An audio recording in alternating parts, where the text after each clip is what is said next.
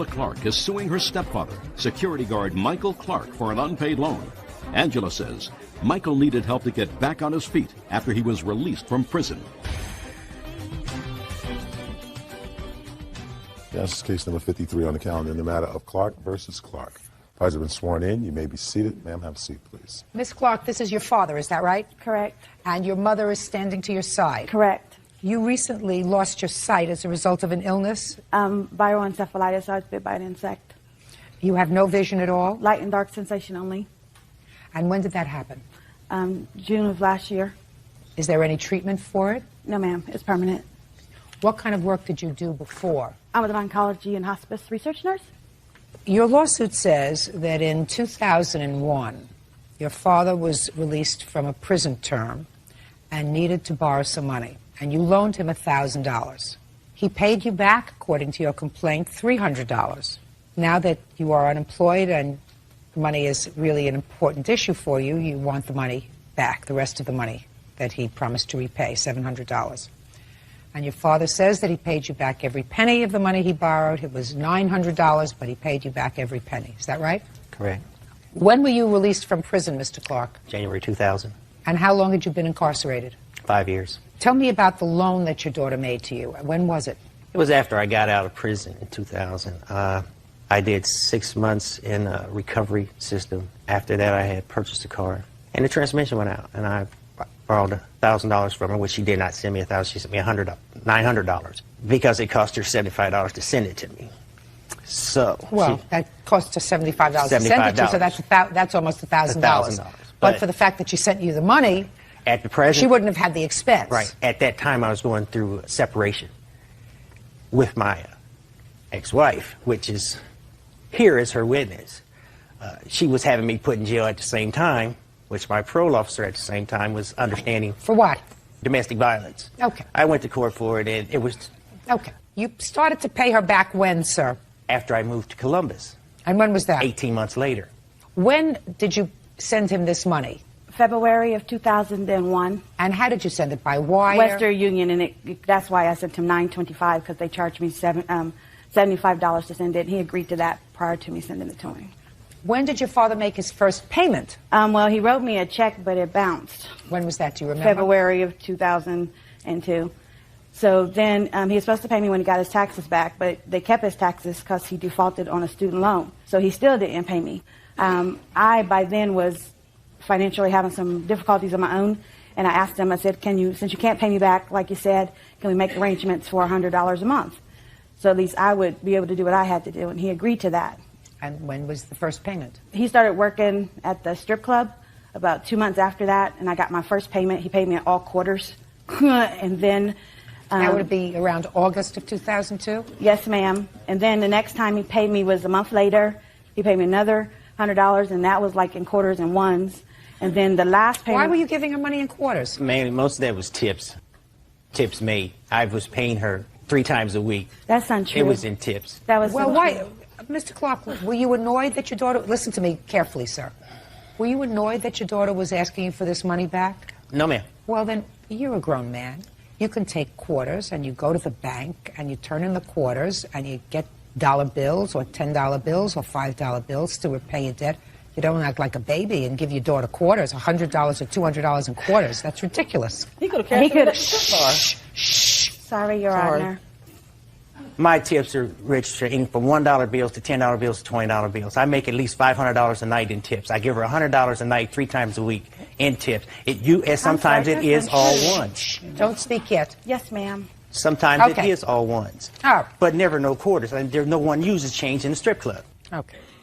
When did you ask your father again for the balance of what he owed you? After I got hospitalized in June, I had to go to the Cleveland Clinic for a second opinion on my sight. And I asked my father, well, actually, my mother was going to take me. We went by ambulance, and my father said he would drive up with us and make sure I got back home. But he left me stranded there. I was upset when I got back that he abandoned me when I was in the hospital.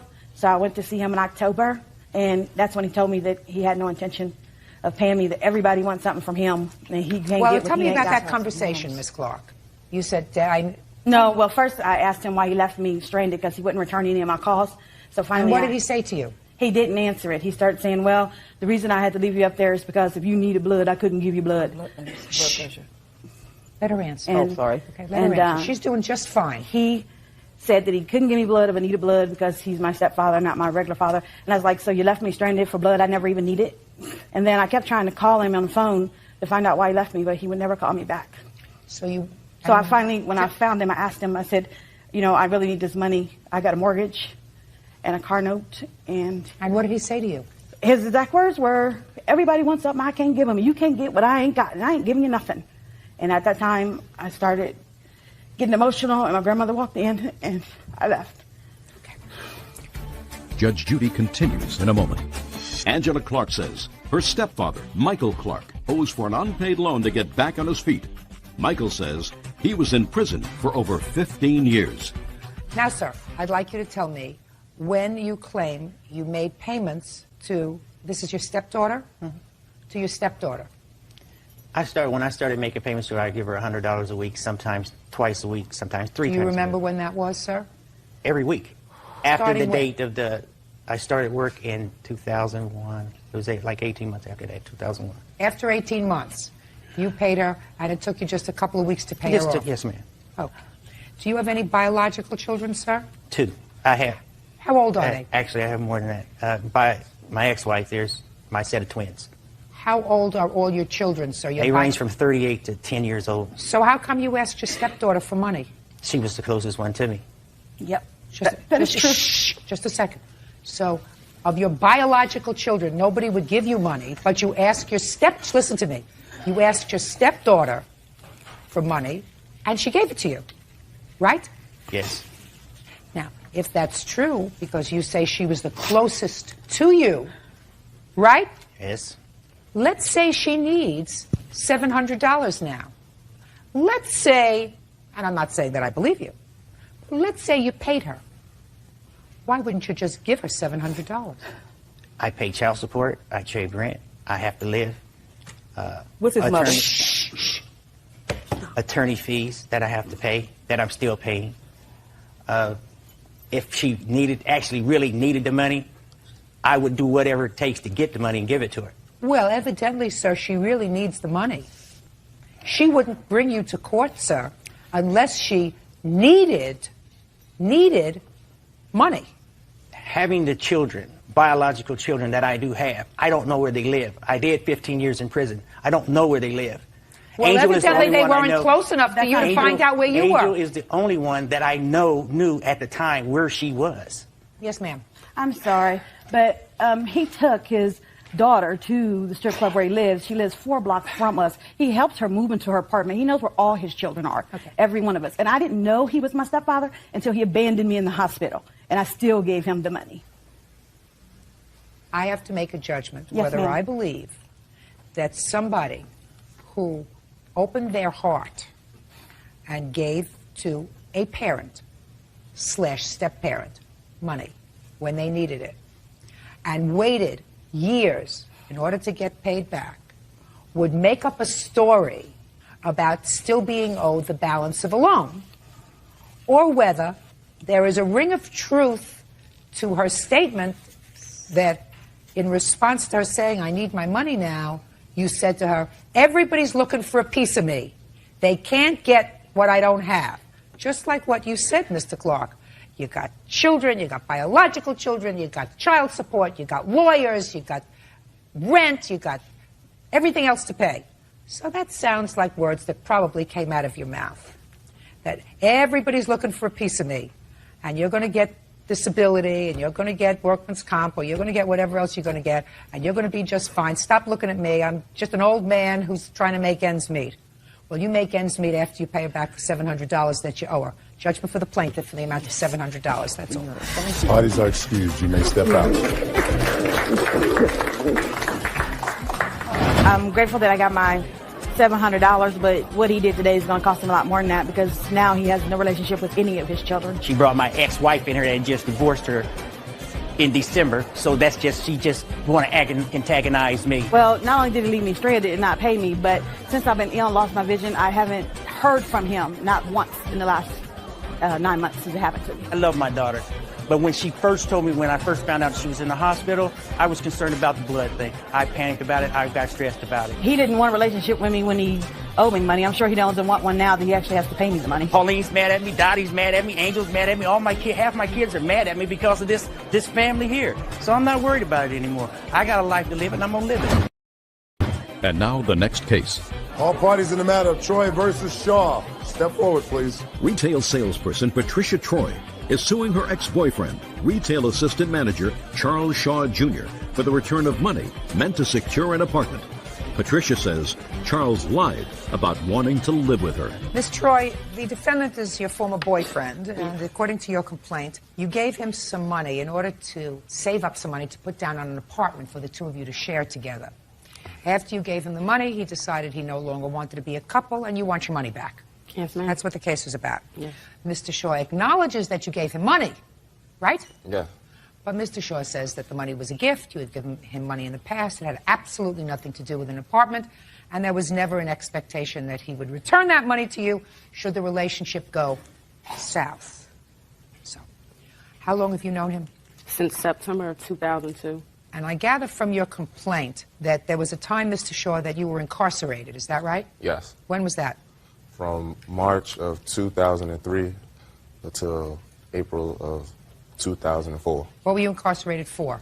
A breaking and entering charge and... Burglary? Yeah. I can understand burglary. And Was this the first time you control were... management. What? I didn't go to anger control management. Burglary and anger control management. So this emanated from a domestic violence situation? Yeah. So basically it was just anger control management. That's the charge. I got violated. Why didn't you go to anger control management? I did go. I missed the last class, so I got violated. And who was it that was the target of your anger? A former ex-girlfriend. You have a child with this ex-girlfriend? No. Did you learn your lesson? Yeah. Did you finish anger control management? Yes. Did you finish it in prison? Yes. See how they get you to do it? One way or another, you're going to go to that last class. Now, Miss Troy met you in September of 2002, so she enjoyed your company for several months, and then you went to jail. And I assume that Miss Troy stood by you when you were in jail. Is that right? She came in on the tail end part. On the tail end That part is of not jail? true. Yeah. She was writing in the beginning, then she stopped writing. Then around November of 2003, she started coming around. You mean she started to come to visit you? Yeah. Because you couldn't go visit her. So she was visiting you. Yeah. How far a trip was it that she had to make to come to visit you? Not far. Give me an idea. What's not far? Probably a mile. 1 mile. The jail was 1 mile from where she lived? I assume it was. Judge Judy continues in a moment. Says her ex-boyfriend Charles Shaw Jr. owes for the return of money she gave him to secure an apartment. Charles says the money was a gift. Now, where was the jail? What jail were you in? Richmond City. Richmond City? Was that a county jail? City. And you live in Richmond? Yes, ma'am. So it's not such a far distance for you to come to visit. It's not that far When you came to visit him, did you bring him money? on occasion. Is that right? Yeah. How much money did she bring you? These are just some of the money slips that she did give me. Can I see it, please? Who's this, by the way? That's my father.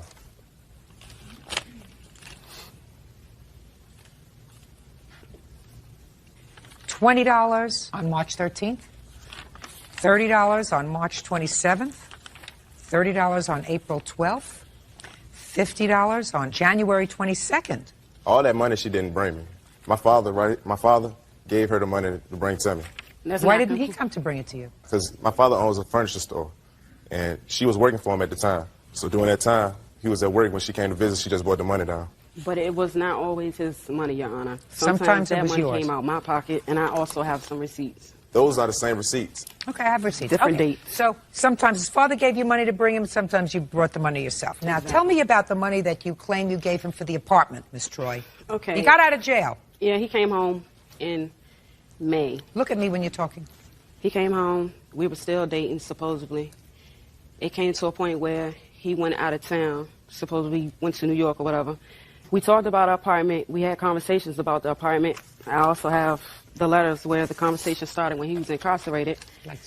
So when he came home, we talked furthermore about it, and we agreed that I would give him some money to save for the apartment.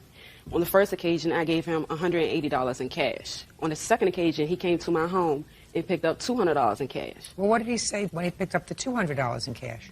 I mean, he really didn't say anything. He just said he was going to put the money away. Okay, then he told me he found an apartment. He was approved for it. He told me he needed my information so he could put my name on the lease. Okay, we were supposed to move in the apartment August the 6th. The week before we were supposed to move in the apartment, that's when everything was broke off. I asked Mr. Shaw, would I be able to get my money back? He told me he was going to give me my money back. We made a verbal agreement that he would drop the money off at my mother's house. He never did. We bickered and argued for a day over the phone about the money, about this. I even contacted his probation officer to try to solve this. But, you know, nothing happened, so I felt like I had to sue him for it. Well, you talked about getting this apartment, sir, for a long time while you were in jail. I was thinking about getting an apartment, but when I came home, she didn't have her stuff together. First of all, she stopped working. My father had to let her go due to circumstances at the store. Then, in my eyes, she wasn't stable. Well, why'd you take this $380 from her? I mean, if somebody give you some money, you go. She asked me a couple of times, do you need any money? I'm like, I need some money. And then she asked me, do I need any shoes, anything? She was like, I buy them from you. That is... Shh. You want to say something? Yes, Your Honor, I do. This goes back a little bit more than what's going on. Back in January, the job at the store was actually my son's job. I was holding it for him until he came back from jail. But he called me back in January. He said, Dad, Patricia and I, we're having little problems. She's having problems staying where she lives now with the people. She have a lot of issues going on, and she can no longer stay there. So could you let her work my job that you have for me at the store so she can find an apartment for her and her 2 kids to stay? So I said, I really don't want to right now, but I'll do it for you. So she came to the store. This was in January, February, March, April. I tell Miss Troy, when are you going to get an apartment for you and your kids? She's making the money. She never does it. I said, you're waiting for my son to get home. He's going to change. A lot is going to change about him. There's no guarantee he's going to even still want to be with you. You must worry about you and your 2 children. Good advice. So she had the money, plus she even got an income tax return. She did all that. She had plenty of money to get the apartment for her and the kids. This is about my son no longer wanted to be with her. He acknowledges he took the $380 from her. His response to me when I said, why, he said to me, someone give you money, you take it, right? And I asked the answer is, not if I wasn't interested. No, she didn't give me $380 at, like the story she's saying about that 180 and that 200, that's not true. Well, how much did she give you, sir? She gave me probably like $50 one time, $70 one time. Your Honor. I mean, she gave me money numerous of times. I figured they were gifts. Do you understand, Mr. Shaw? Do you understand what I'm saying? I understand you very well. Okay. And so what I'm talking about your son's character. Yes. I mean, I'm not talking about her stupidity. Yes. I'm talking about his character. Excuse me, ma'am. I'm speaking. If she's got 2 children that she has to take care of, and she is not a wealthy person because she's working at a temporary job, she's got 2 kids that she's got to deal with, and I know she doesn't have a lot of money. Your son, who evidently said to you, according to you, would you give Patricia my job so that she can save up a little money? Yes. Right? Yes. What kind of character does he have to take money from her? And I also told him about that. Yeah. I'm asking you, you're his father. Do you think that that demonstrates a person of good character? No, it doesn't. Perfect. Yes. Sit down. Thank you. Like it. Judgment for the plaintiff in the amount of $380. That's all. Step out. Parties are excused. You may step out. I figure when a female gives you money, or anybody gives you money, and it's not in a contract or anything, you don't have to pay it back. The reality of it all, it wasn't for him. It was for our apartment. When I was coming home, she asked me, do I need any money to get on my feet or anything? He needed this, he needed that. She just mad at the simple fact that I didn't want to be with her anymore. Obviously, he just didn't want to be with me. Every time she gave me money, she wants me to come around. He could have been a man enough to tell me. I mean, she's a cool person. I'd rather be single. And now the next case. All parties in the matter of Shirley versus Edwards. Step forward. Financial officer Ron Shirley is suing the father of his son's friend, private detective Rick Edwards, for the cost to fix his Honda Del Sol. Ron says Rick's son, Clayton, crashed it into a gate.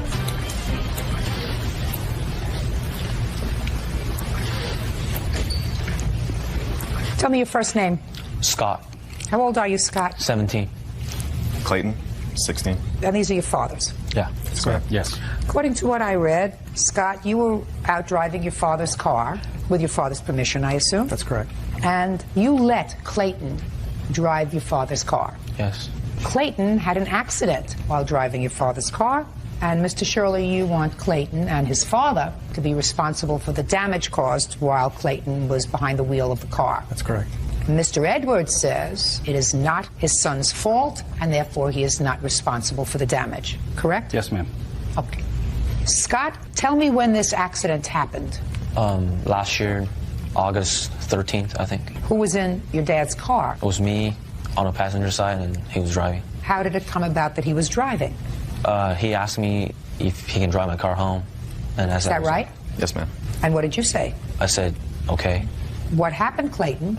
I first got in, and then as we were driving away, I pushed the brakes, and then it didn't make the car stop. And then by the time I realized that the brakes weren't going, I tried to swerve, and I hit a gate into a pole. And then after we looked down, we looked at the accelerator was stuck under the floor mat. That's how the car crashed. And what happened at that point, Clayton? Me and Scott talked it over, and then... What do you mean you talked it over? We talked about the situation about me being only 15 at the time, and me not having a license or insurance. When you talked it over, what did you say to him, and what did he say to you? I recall saying that I was 15 at the time and did not have insurance, and that we should switch spots, and that I'd pay him back any way I can. So you said to Scott, let's lie to the police. I told them to switch spots. You told him to switch spots for the purpose of lying to the police. Yes, ma'am. And Scott said? He reluctantly said yes. When you say he reluctantly said yes, what does that mean? Because we were both scared at the time. We didn't know what to do. So then we both agreed to do that because I said I'd pay him back any way I could. So when the police came, you did lie to the police. Is that right? Yes, ma'am. And then what happened, Scott? And then, like, my parents paid for all the damages. It turned out to be a lot of money, so I decided to tell my parents the truth. And Mr. Shirley, you contacted Mr. Edwards? I did. And what happened when you contacted Mr. Edwards? He suggested that we would do more harm for the boys than good by amending the police report, and that he would honor the damages to the car and offer to pay for them. Is that right? That's basically right, Your Honor. And then what happened? Well, after about 24 hours, I thought it through and decided that that was not a position I wanted to take. I didn't want to foster a false police report, and I brought my son to the police, and we corrected the report. Absolutely the right thing to do. Right? Yes, ma'am. Well, my son was arrested for false information to a police officer, misdemeanor. He's been on probation and had to do community service. And Clayton, what happened to you as a result of this debacle on the 13th of August? Police officer came to my house, and he changed the report and said that I got a ticket for unlicensed driver. I went to court and paid the fine. And then my father dealt with me, and I'm still on corporal punishment as we speak. You're on corporal punishment? You mean he beats you every day? No. That's corporal punishment, sir. But you're not on capital punishment, right? No. Not yet. You're on corporal punishment, which means that your father takes you downstairs and beats you every day? No. Capital punishment? That would be capital. No, that's corporal. That's corporal, sir. Corporal punishment. Well, my version would be capital. I get that. Well, I'd like to know what you did to your son, sir. He's being punished in various ways. Well, give me an example. By cutting off money, making him work harder than Does he he ever drive has. a car? He drives a car back and forth to school and to baseball games, yes, ma'am. What kind of car does he drive? A truck. How many cars do you have in your family? 4. So he has the use of this truck by himself. Yes, ma'am. So that's not much of punishment. There's And more. he did, shh. Bottom line is he got a ticket. Yes, ma'am.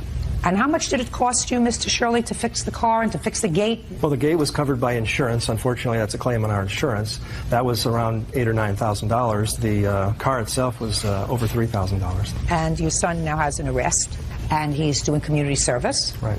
And he's on probation. Correct. That feel balanced to you, Mr. Edwards? I'm sorry. One more time, Your Honor. Does that feel balanced to you? It doesn't feel that bad to me, Your Honor. Let me try to give it to you again, Mr. Edwards, because you don't look like a bad guy. I don't think I don't think you are either. I just think that maybe you're an overindulgent, overly protective parent, but maybe just overly protective of your pocketbook. But I want to give you a scenario, and you tell me if you think that these are equal. Where were you born, sir?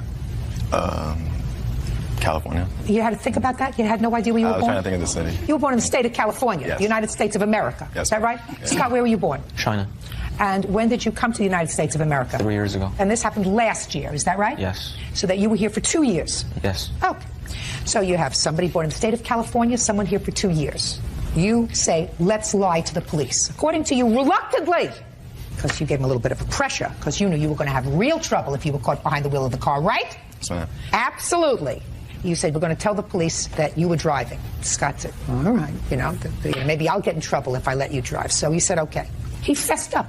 because it bothered him that his family had to spend all this money, and he, in his heart, knew that he wasn't the one driving, so in his head he said, well, I'm really not responsible. He's partially responsible because he shouldn't have let you drive the car. But initially you promised to pay for the damage, right? Yes, and it wasn't quick enough as he would like. Well, he expected you to go to your father and say to your father, listen, I did the wrong thing. I promised I'd pay for the damage, Dad. Could you lend me the money and I'm going to work it off? That's what it means by keeping your word. But you didn't go to your father right away, did you? We thought that was the best thing. Me and Scott talked about it. Don't tell me what you thought was the best. You chose to do nothing. You have somebody who was more wrong than not, who has suffered no consequence whatsoever. He's driving around in a truck, all his own, according to you, despite the fact that he says he's subjected to corporal punishment every day.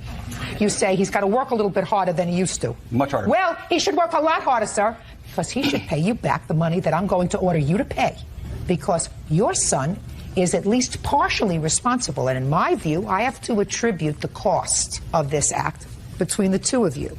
Now, your out-of-pocket expenses for the car were $3,000, and you would agree that your son is at least partially responsible for letting him drive the car. And believe me, you know the excuse of the brake pad got caught under the rug? You know that excuse? That's the other excuse? I don't buy it. So when you do the wrong thing, you have to fess up and pay up. Judgment for the plaintiff in the amount of $2,500. I believe that $500 of that has to be absorbed by your son for his bad judgment in letting somebody else drive your car. Is that clear? Yes, ma'am. That's all. Judge Judy, you may step out. Well, I thought Judge Judy was fair, and she understood that the responsibility was more the driver than the passenger. Judge Judy is a wonderful judge, and I really respect her opinion. I learned my lessons. I'll never do anything like that again. I hope this can get all behind us, and me and Scott can still be friends.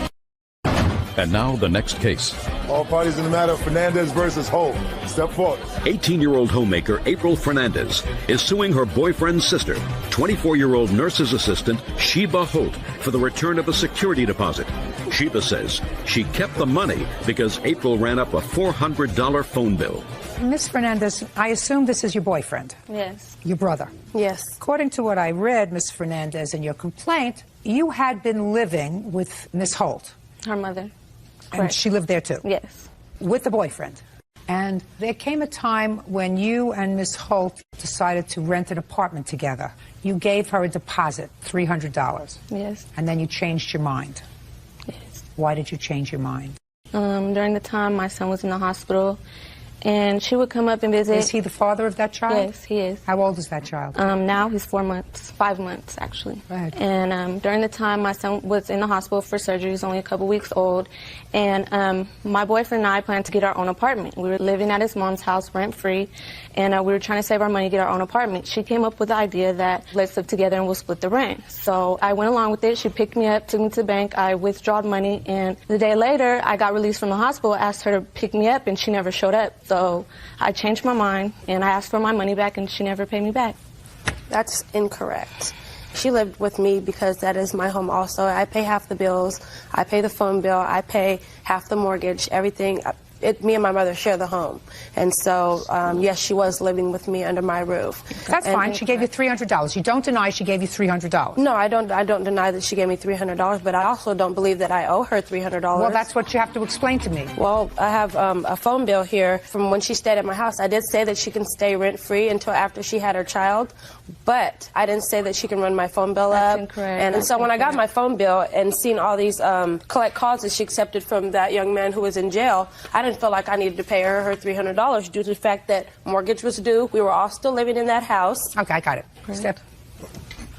Miss Holt, let me tell you this. Generally speaking, you can't do what you want to do, which is write off the $300. And I understand you gave her $70 back. Yes, I did because I Okay, felt and you bad. acknowledge she gave you $70 back. Yes, she did. You can't decide that you're going to hold that for bills unless you had a contract that provided that she was to pay a phone bill. Why would I need a... Listen to me. Why? I don't know why. I have no idea why. She was staying at your house with a baby. He's in jail for what?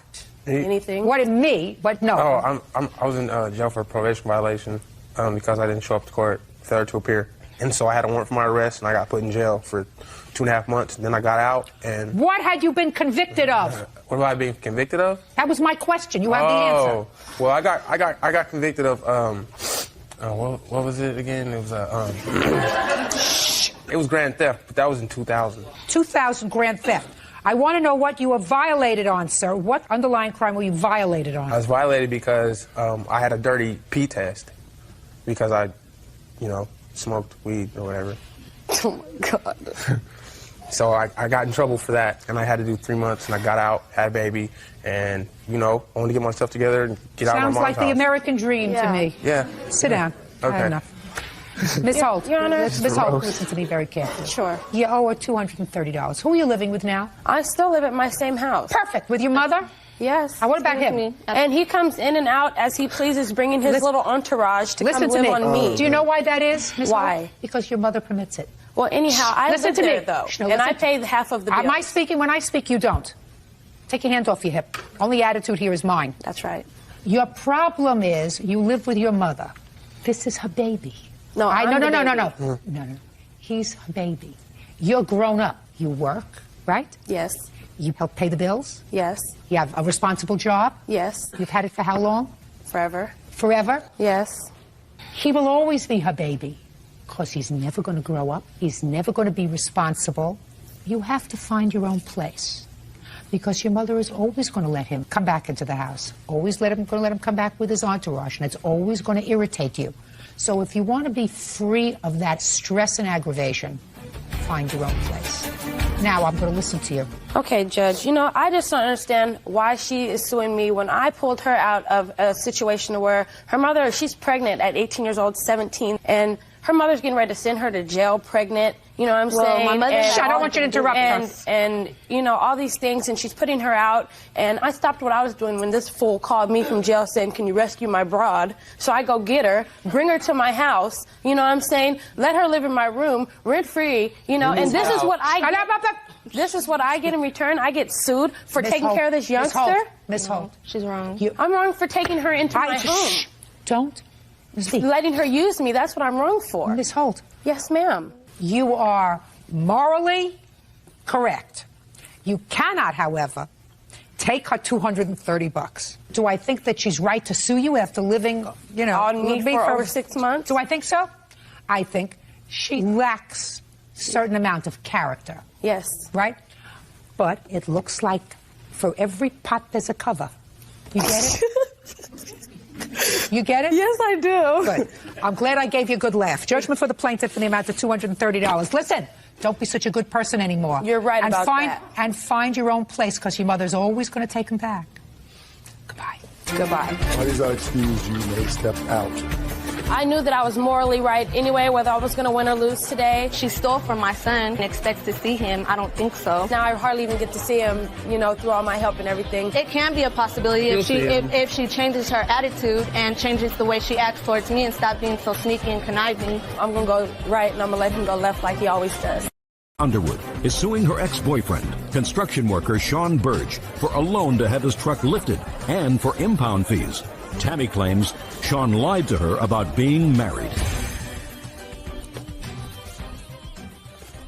Now this is case number 492 on the calendar in the matter of Underwood versus Burge. Parties have been sworn in. Judge, you may be seated. You're the wife? Yes, ma'am.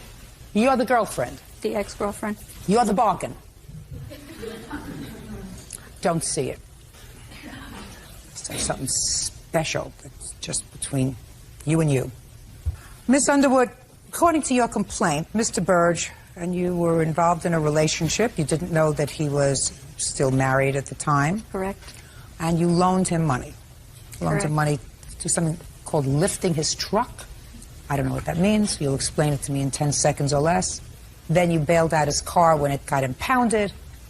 What else? 2 tickets. 2 tickets. And you said you made loans to him because you actually thought that you were going to be building a life together based upon his promises and his statement that you were going to go to live in Arizona together. And whatever.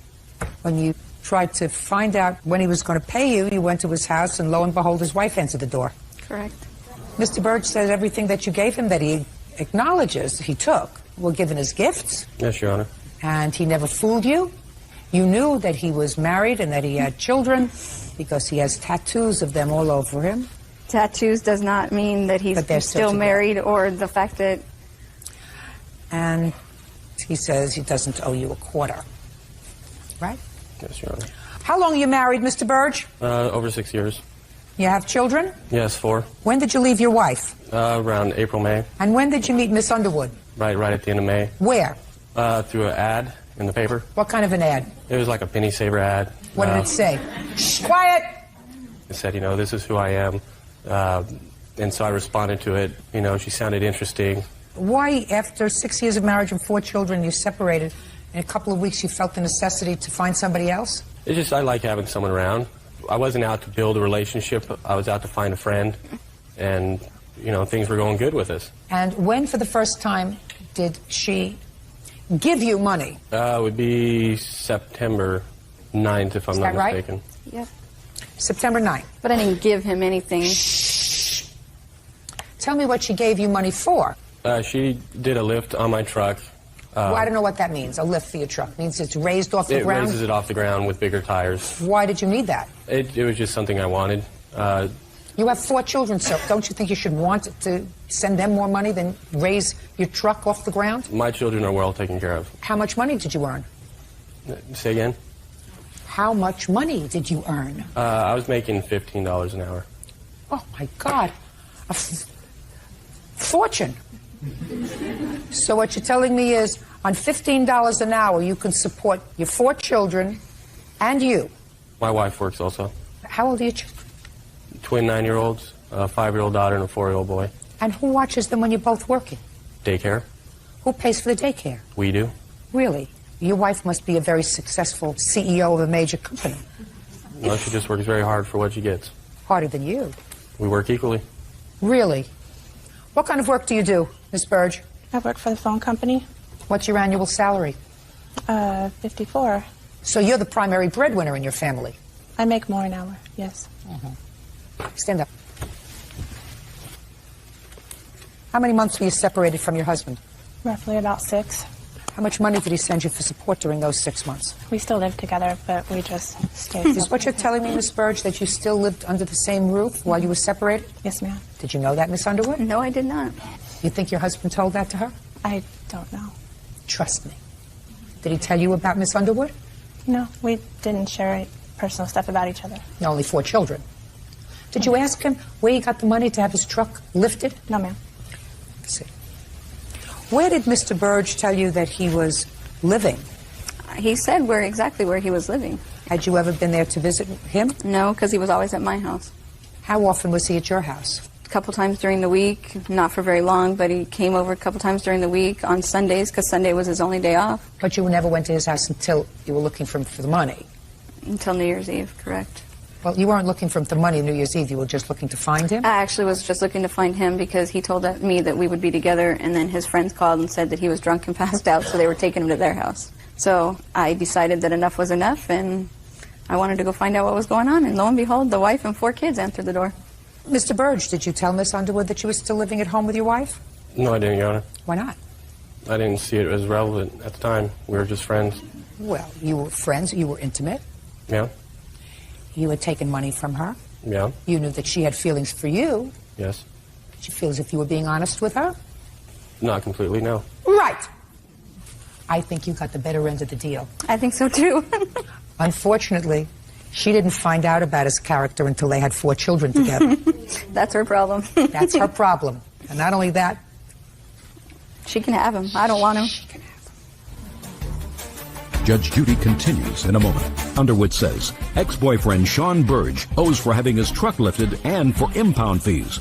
Tammy says Sean is living a double life. Tell me about having the truck lifted.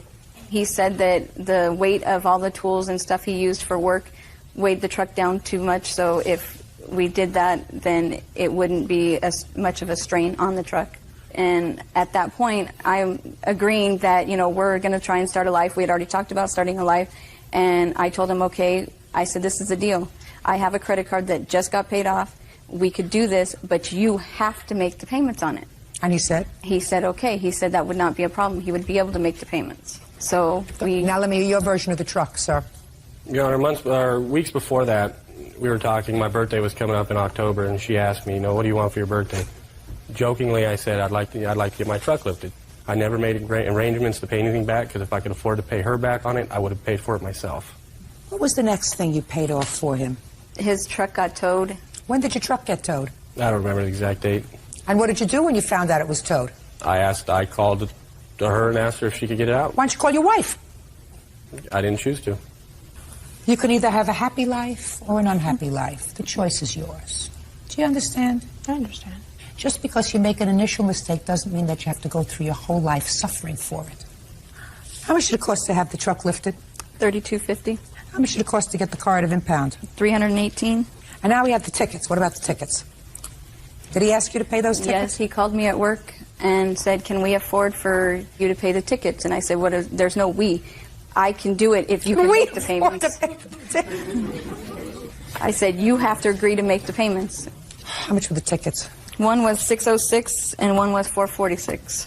What do you want to say? I wanted to mention that I just want to reflect back on something that she had said when she said that he used to come over quite frequently.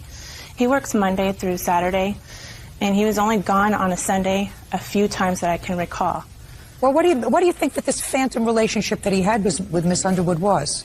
I really don't know. I wasn't involved in it, but right. You do know, however, that he solicited her friendship while the two of you were married and living under the same roof. Mm-hmm. That he asked her for help, according to him, right? Right. Or something that someone would say to a new friend. We're building something together. I need some help right now. Mm-hmm. Separated from my wife, whatever. We're divorced. I don't know. Did he say he's separated or divorced? No, said he was divorced for about 1.5 years. Got it? Mm-hmm. Got it? I understand that. Do you believe her that that's what he said? I want you to believe her, Ms. Burge. Okay. That's what he said. May I mention another thing? Sure. The night that she showed up on our doorstep, she did mention to me that she had told him that he needs to put an effort toward the relationship or she was going to sue him for the money. And your point would be? You know, it was okay for her to do this for him until she found out that we were still living together and that he and I ended up going, started working on a relationship and he left her. Because you got the prize. Is that right? Because you got the prize? And she didn't. And she didn't. I want to tell you, my darling, you got the booby prize. He's an unethical, amoral man who used her when it suited him. And he didn't even have the decency to say to her, I'm going back to my wife. I know you spent almost $5,000 on me. I'm going to pay you back, little by little, whatever it takes, because I don't want you to feel as if you've been abused by me. Do you understand? That would have been a decent human being. Instead, he says, see ya. You feel like a fool? You were a fool? I'm going back to my wife with my new lifted truck. And if that's the kind of character you want your children to grow up around, stick with them.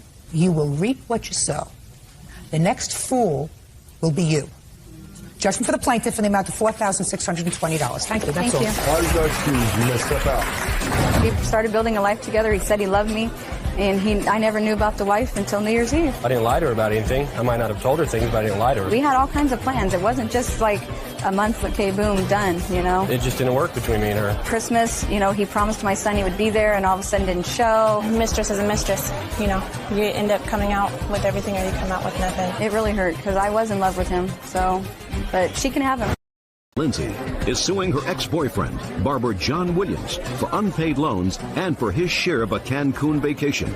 John says the vacation was Lori's attempt at reconciliation after she destroyed his crocodile skin shoes. All rise.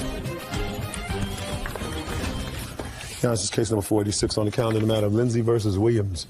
Parties have been sworn in, Judge. You may be seated. Miss Lindsay, Mr. Williams used to be your boyfriend. He's not your boyfriend anymore. It is your claim that he owes you a whole bunch of money for loans that you made to him during the course of your relationship, including, but not limited to, half the expenses for a trip that you paid for to Cancun.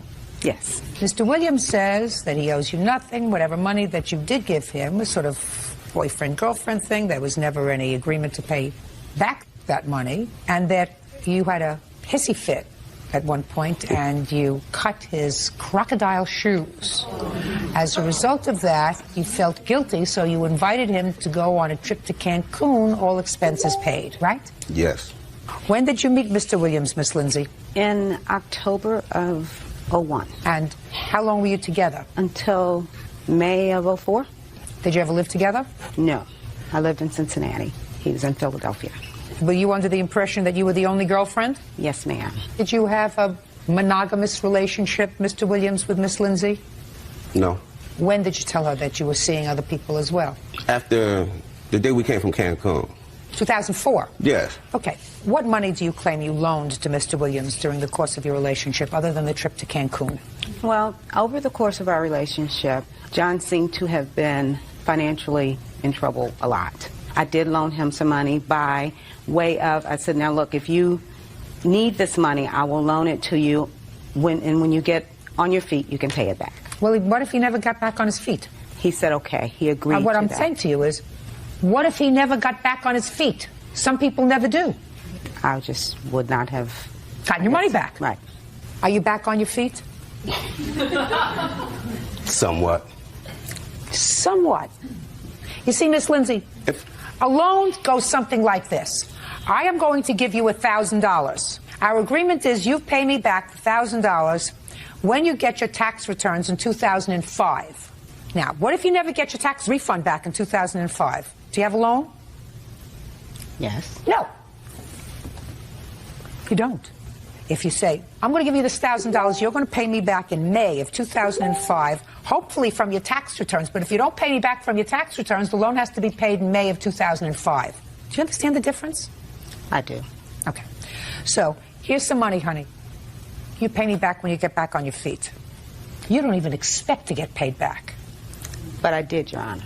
He started to pay. Well, you started giving him money right away, according to you, and you started going out with him in 2001. So let's say you made your first advance in 2002? The 7th month of 2002. And when did you make your last loan to him? The 7th month of 03. When did you loan him money to go to Cancun?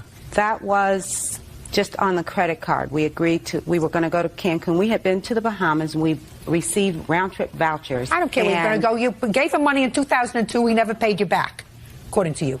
He owed you money from 2003 that he hadn't paid back fully, because you allege that is money that he owes you, right? So in the summer of 2004, a year later, you decide to loan him money to go to Cancun. And what I don't understand is why you're making him a loan when he still owes you money from the year before, and why you're making a loan when he still owes you money from the year before that. Because I believed that he would pay it back. Well, I don't know what gave you that impression. Because he was paying some money. How much did he pay you back? He had paid $200. On how much of a loan? I don't know, because I had not added it all total at that point. Miss Lindsay. Yes. He doesn't want to be your boyfriend anymore. That's fine. I'm okay with that. Good. Very much so. Good. Okay. Tell me about the trip to Cancun, Mr. Williams. How that came about, Your Honor, was he had gotten 2 round-trip vouchers from Bermuda when we went to a trip on Bermuda. All right, Bahamas, Bermuda, Delta, the same thing. All right, she called me up, Your Honor, and she said, well, that look. means the same thing in Yiddish. So okay. Means the same thing. Yeah, go ahead. She called me up, John, look here, let's go to Cancun. We got these vouchers, and I'll take you there. You got the plane ticket to get there. I'll take care of that. Da, da, da. I'm saying, cool, all right. You know, I felt that I was owed that anyway. Why? You know, we were in a relationship. It was starting to get more serious than I wanted it to be. Ms. Lindsay, she really didn't want to hear that. All right, and she kept pursuing the relationship. Now, it came a point when I told her, I said, look, you know, I wanted to end the relationship, and she surprised me one day. She flew to South Philly, came by my barbershop, unexpected, and she said she wanted to talk, go out to dinner, and, you know, maybe try to, like, get some clarity on where I was coming from. I said, okay, cool. We went to dinner, we talked. Just a second. You tried to get some clarification as to what his intentions were when you came to Philadelphia? Because at that point, Your Honor, they were not clear. They should have been clear as a bell. Okay. You met him in 2001. If he wasn't down on one knee between 2001 and 2004 with a small box in his hand, you should have known what his intentions were. Right?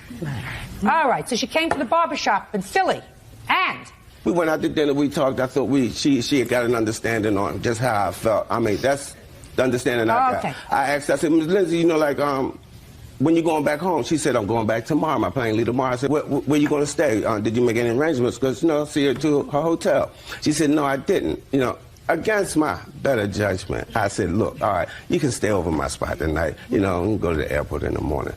I woke up in the middle of the night and I saw Miss Lindsay, like, you know, in my bedroom with my safe open, going through my mail, and I'm like, come on, man, what is this? What you doing? So I said, well, look, you got to go. You know, I let you into my spot. You getting crazy like this. You got to go. I go in the kitchen, make me a cup of coffee. She comes in the kitchen with a steak knife. I'm like, oh, Rage. I said, what was you going to cut me while I was asleep? Oh, no, John, I wouldn't do that to you. I wouldn't do that to you.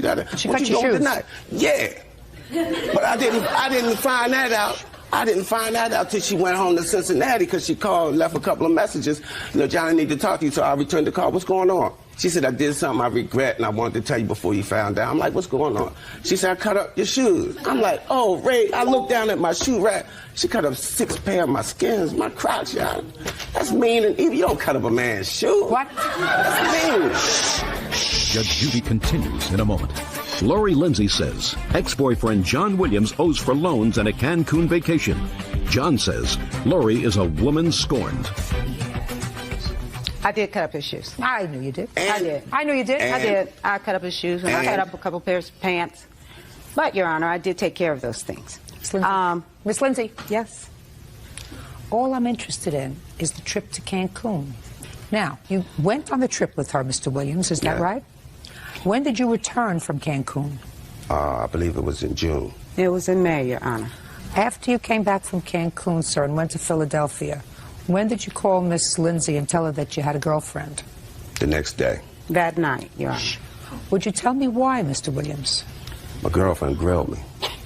She was like on me because I lied to her and told her I was going to my sister in North Carolina. I don't know how she put it together, but, you know, she was at me and just busted me. So I had Was to come it so clean. important, Mr. Williams, that you go to Cancun so that you had to lie to your girlfriend, lie to Miss Lindsay, who you know had reasonable intentions? You went with her to Cancun. I assume you shared a hotel together? Yes. Why would you do such a thing? Because I felt like I wasn't compensated enough for my loss. You mean for your shoes? Yes. Boy. I'm only being honest. I'm glad that you're being honest. Amoral, you are. Honest also. I mean, you're at least being honest with me. You certainly aren't honest with the women in your life, Mr. Williams. Have you ever been married? No. You have children? Yes. 2 girls, 1 boy. How old are your girls, Mr. Williams? My oldest is 32. She married? My son is... Pardon me? Is she married? Yes, she is. Have children? Yes. What would you think about her husband if he told her he was going to see his aged aunt in North Carolina and went with a woman to Cancun on a lark for 4 days? How would you feel about him? That wouldn't be cool. No, how would you feel about him? Would you feel hateful if he hurt your daughter? Yeah. Would you feel as if he deserved whatever happened to him? Because he was an amoral person? Yes. Do you consider yourself an amoral person? I try. You try to be amoral, you're succeeding. You get my drift, sir? I'm trying to teach you about the word empathy. Empathy is a thing that one human being feels for another, so that you don't say, my needs, my desires are more, even if they're wrong, are more important than another person's feelings that are legitimate. You know, her feelings are legitimate. She may have been overly involved in you, but you are certainly doing little things to, in your own way, encourage that. I don't think so, Your Honor. Yeah, sure you are. So, you see, when a man says to a woman, sure, I'd love to go to Cancun. Let's go. We'll go. We'll have a great time. You spent 4 days. You shared the same room. You were intimate with each other. You had dinner together. You laughed with each other. And then when you come home and your girlfriend grills you, you call her that night. And you say, by the way, I have a girlfriend. And this was all a joke that I played on you. A dishonest, cruel, but that's what it was. It was a dishonest, cruel joke to 2 women, her and your girlfriend. And your girlfriend. That, sir, is amoral. And you can take your shoes, and if I were at a different venue, I would tell you what you could do with them. He said, you called and said, I want to go to Cancun, and he says you cut up all of his skin shoes, and he thought that was a good payment for it. Well, that's a little amoral, but it's also not the right thing to cut up and destroy his clothes. I have proof that I paid for the things that I cut up. I have proof here, ma'am. Show me. There's for damages and repairs. Ask him about, he bought a fur coat in Cincinnati. No. All I want to know is, show me that you paid him the money for the clothes that you cut up. There. Highlight it in October 15th, shoes, $180.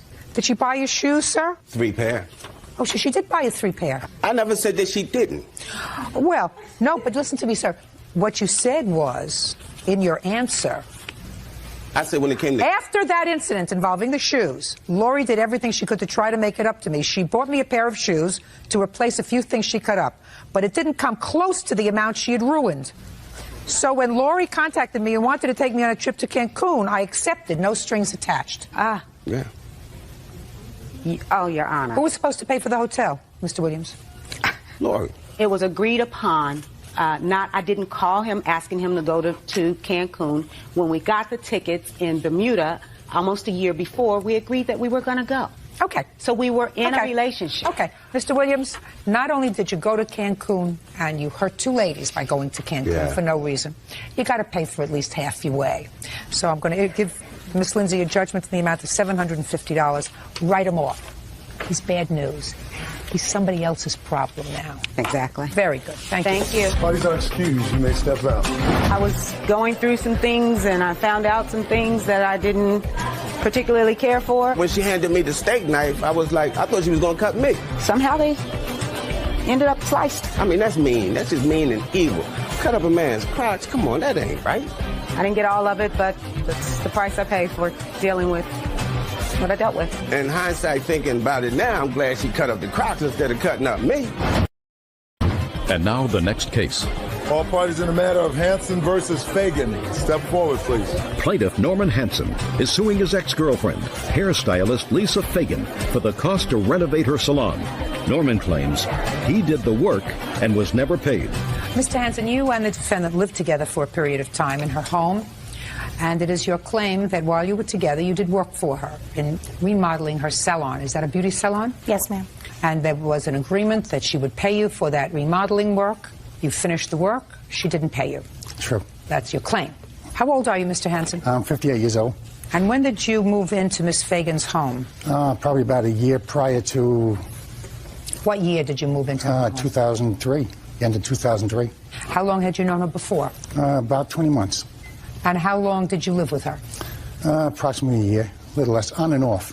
What do you mean on and off? Well, whenever she'd go out and meet somebody else, she'd give me the boot, and then he'd leave her. She'd call me back. That's and you went? Yes. You weren't living with her. Where were you living? I had my own home in Interlaken, about 40 minutes away from her home. For most of the year, however, you lived with her?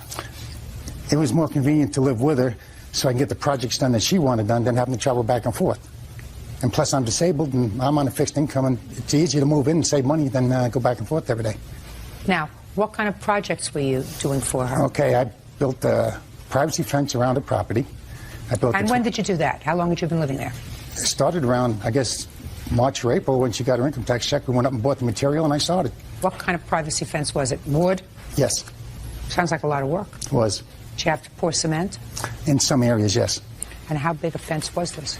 Maybe 400 feet, 500 feet. And what was the next project you did with her? Then I built a 12 by 24 patio off the back of her porch. Out of what material? 2 by 6s, 2 by 4s, all treated. Now, during that time, sir, because these projects kept you very busy, while you were living there with Miss Fagan, I assume it is correct that you were not paying any part of the mortgage, gas, electric, or utilities. Is that right? Well, at first I was paying her like $100 a month. $100 a month? One time, Your Honor, I got that. Twice. One time. Twice.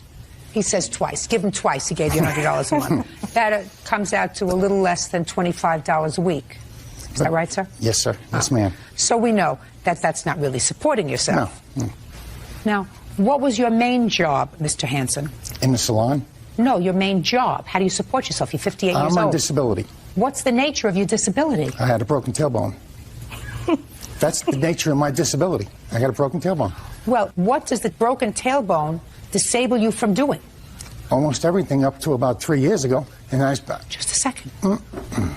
If you're building 500-foot fences... Yes. And putting in 20 by 30 patios... Yes. And single-handedly remodeling a salon... Mm-hmm. I want to know, are you disabled from building skyscrapers? Are you disabled from building bridges? He's lying, Your Honor, to get money from the government. That's what he's Well, I'm trying to figure that out, Miss Fagan. I don't believe you. You get disability from whom, sir? I get it from the government. How much do you get? I get $5.79 a month. And when did you start to collect that? 94. But now you're not disabled anymore. I'm still disabled. No, you're not disabled. And you just told me you weren't disabled. You just told me that you did construction work. With exercise, I go through a lot of pain and suffering, but I'm able to walk. At times I had to use a cane. I used to have to use crutches. I worked myself off of that. Good. Well, that's good. That's wonderful. Get a job. How come you don't tell the government you don't need their charity anymore, sir? It isn't charity. Sure it is. When the bad weather comes, I can hardly move around. It changes like the weather. My goodness gracious me. It might seem like right now, because it's nice and dry, everything's fine, but I still got pain. I still got to walk with it. That's life, Mr. Hanson. As we get older, we get aches and pains. But if you can build a 500-foot fence and a 20 by 30 patio and remodel a salon, you should not be getting money from the government because you're disabled. Now, when you told her you wanted money for this salon, and you were living together at the time, sharing a bedroom, I assume, what did she say to you? She come out and asked me in her house do I think I could do that concrete building, renovate it, and convert it into a salon? I said, sure I can. Sure, as long as the weather's dry. Not when it's raining. Did you say to her, I'm sure I could do that, but I can't work when it's raining? It's harder when it's raining. Go ahead. Keep going. Okay. She asked me, how much do I want to do the job? I said, well, make me an offer I can't refuse. She said, $15 an hour. I said, okay, let's go with it. And that's what we did. Mm-hmm. I'm listening.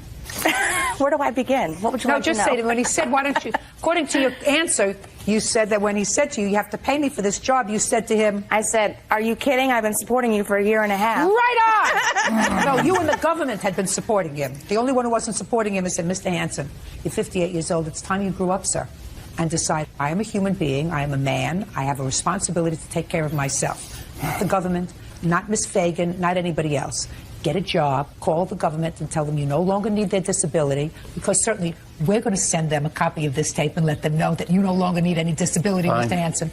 And get a job and take care of yourself. It's time, sir. Otherwise, you'll never know what it's like to be independent, and then you're going to die. Do you understand? Your case is dismissed. That's all.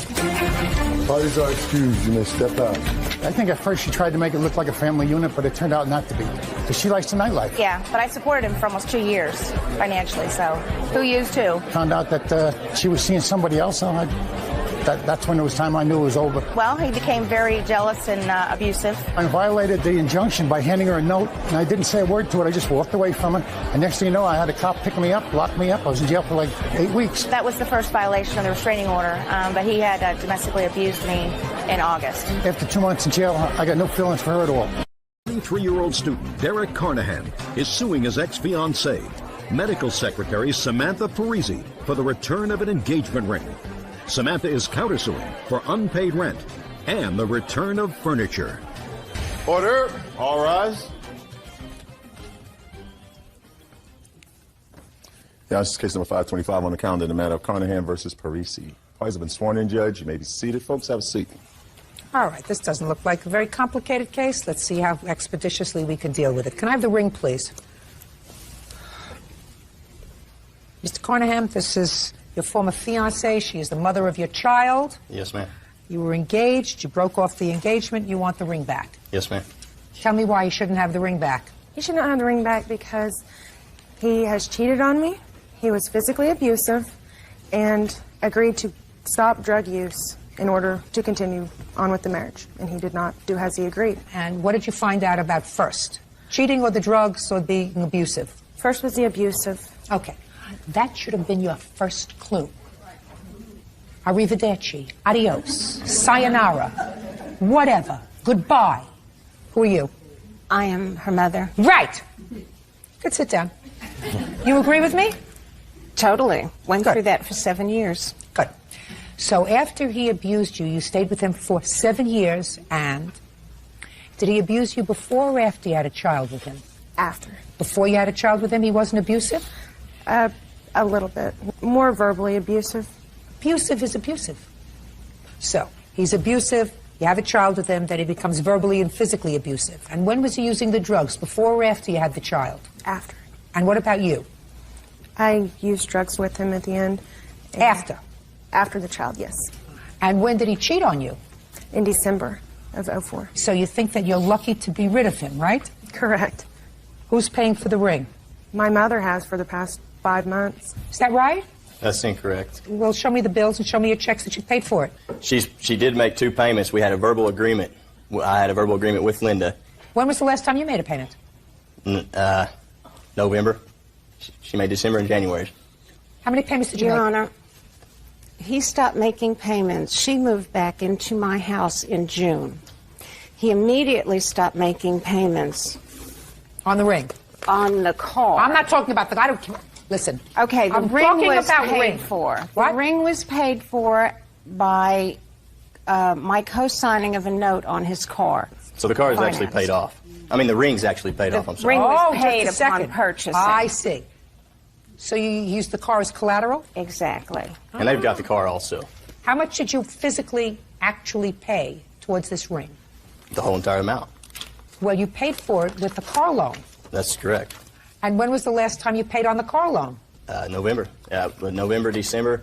I've been trying to have verbal. I had a verbal agreement with her. She used my daughter as a pawn to come and try to repossess my car.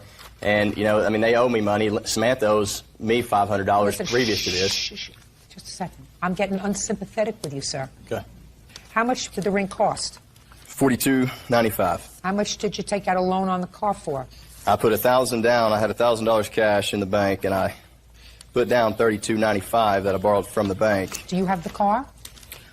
Well, it's, repossessed or has it in storage. Okay, so you have the car. I have the car because when she left the relationship in June, he stopped making payments. On the car? On the car. I understand that, but the car, let's say this and the car are one and the same as far as the money is concerned. Right. So if you have the car, he gets to keep the ring. If you have the car... Well, but there was more too. When she left the house, he took all the furnishings. Sit down. I'm and- not listening to me. Okay. Sit down. Listen. Sit down. Give him the ring. You people are playing with each other. You're not going to play with me. Okay, now you have the ring back. Now I get to the counterclaim. You lived in an apartment together. Yes, ma'am. Is that right? Yes, ma'am. You say in your counterclaim that you were being sued by the landlord for unpaid rent after you left that he should be responsible for, that you have paid. Can I see that you have paid money to the landlord? Are you on the lease? Yes. Good. How much did you pay? I am making monthly payments. What amount? I owe $100 a month for 12 months. Because they evicted you, is that right? They evicted you, is that right? No, ma'am. That's what the manager said. I'd already moved out. I mean, when they filed for that deal, I was already moving out. I was in the process of moving out. They were. When was your lease up, sir? I'd say probably June or July the lease was up. Why do you think she should be responsible for this $1,200? Not the total $1,200. I don't believe she's totally responsible for that. I mean, I feel I'm half responsible just as well as she. Good, give me the ring back. Judge Judy continues in a moment and says ex-fiancée Samantha Parisi won't return the engagement ring.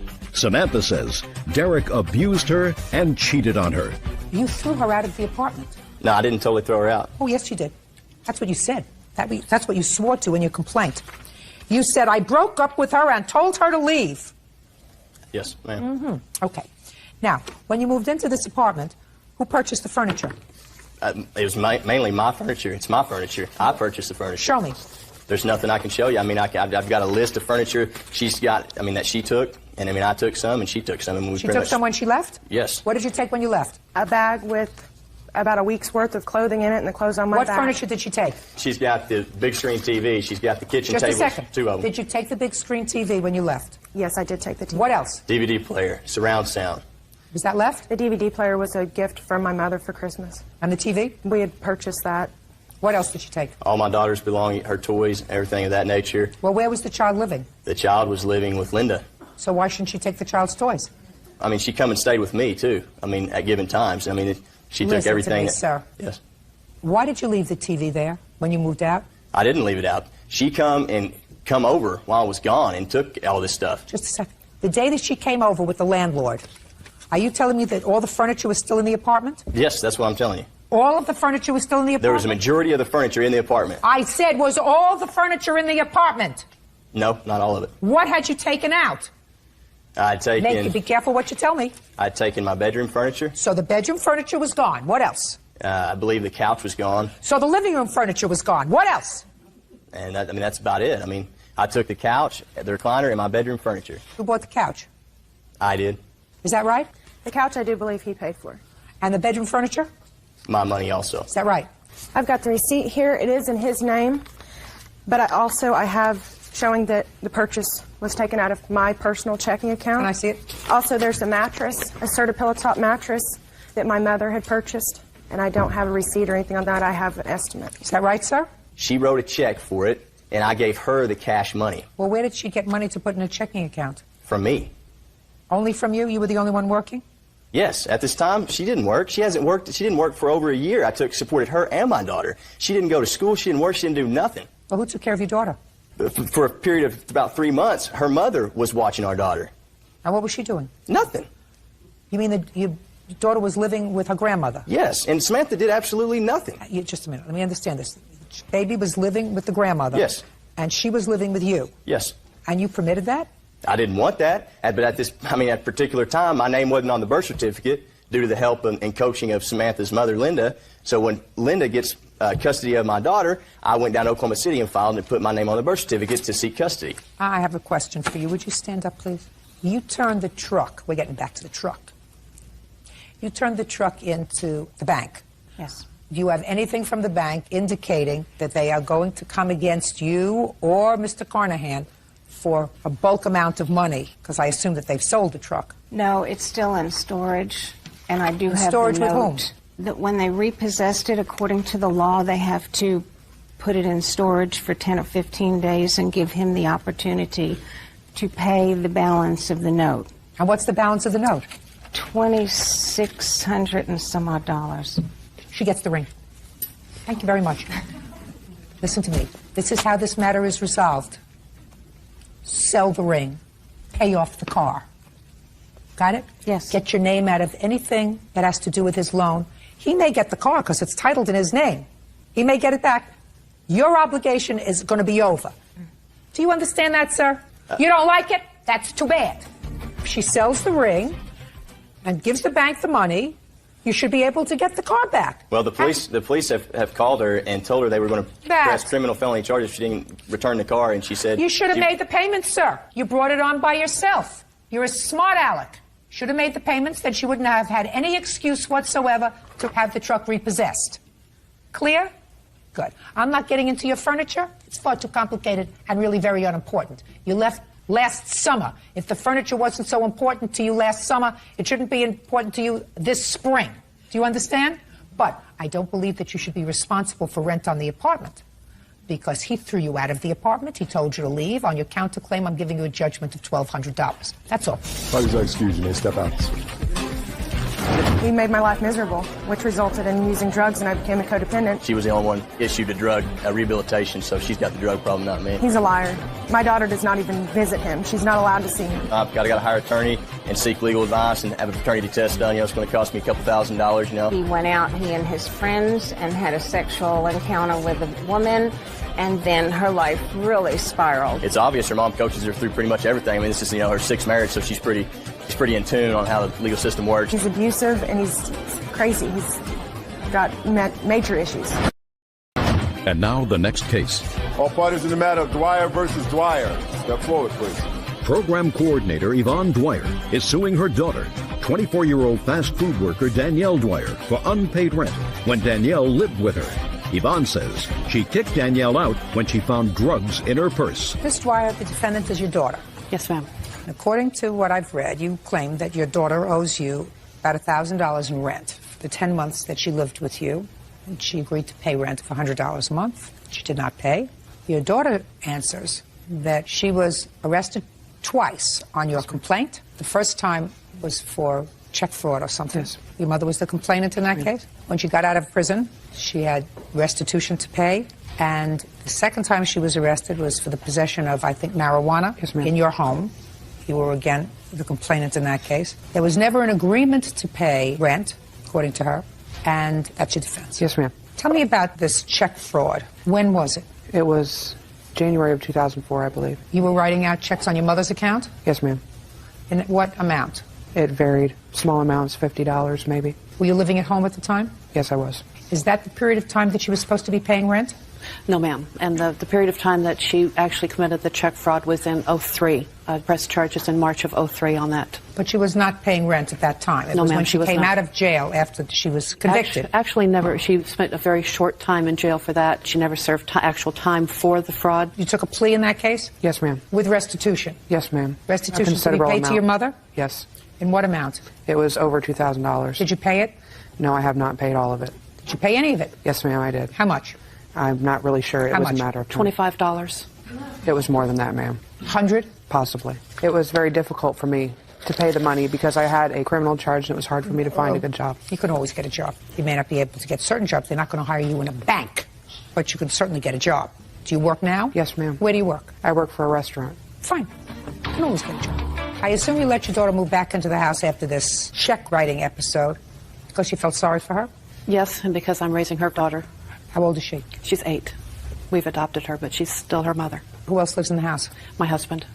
Okay. It's your claim that there was an agreement by your daughter to pay rent. That's the only $100 a month. $100 a month, yes, ma'am. She didn't pay restitution. No. So if she didn't pay restitution, what makes you think she's going to pay the rent?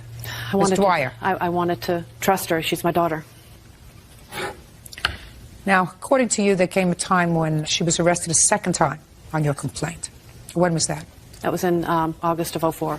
Tell me the circumstances surrounding that arrest. She had come home from work or somewhere and was going to take my granddaughter out on an outing, and she had left her purse behind. We had some items missing from our garage, and we suspected that she had maybe taken them and pawned them as she had before. Your Honor, may I comment? And when I reached into the purse to find the pawn ticket, instead I came out with a Ziploc bag full of little dime bags of marijuana. And when she came home, after I confronted her with it, she became physically violent. My husband dialed 911 to protect me. Okay. Did you find the pawn ticket? No, I didn't find the pawn ticket. I stopped when I found the marijuana. I was just too upset.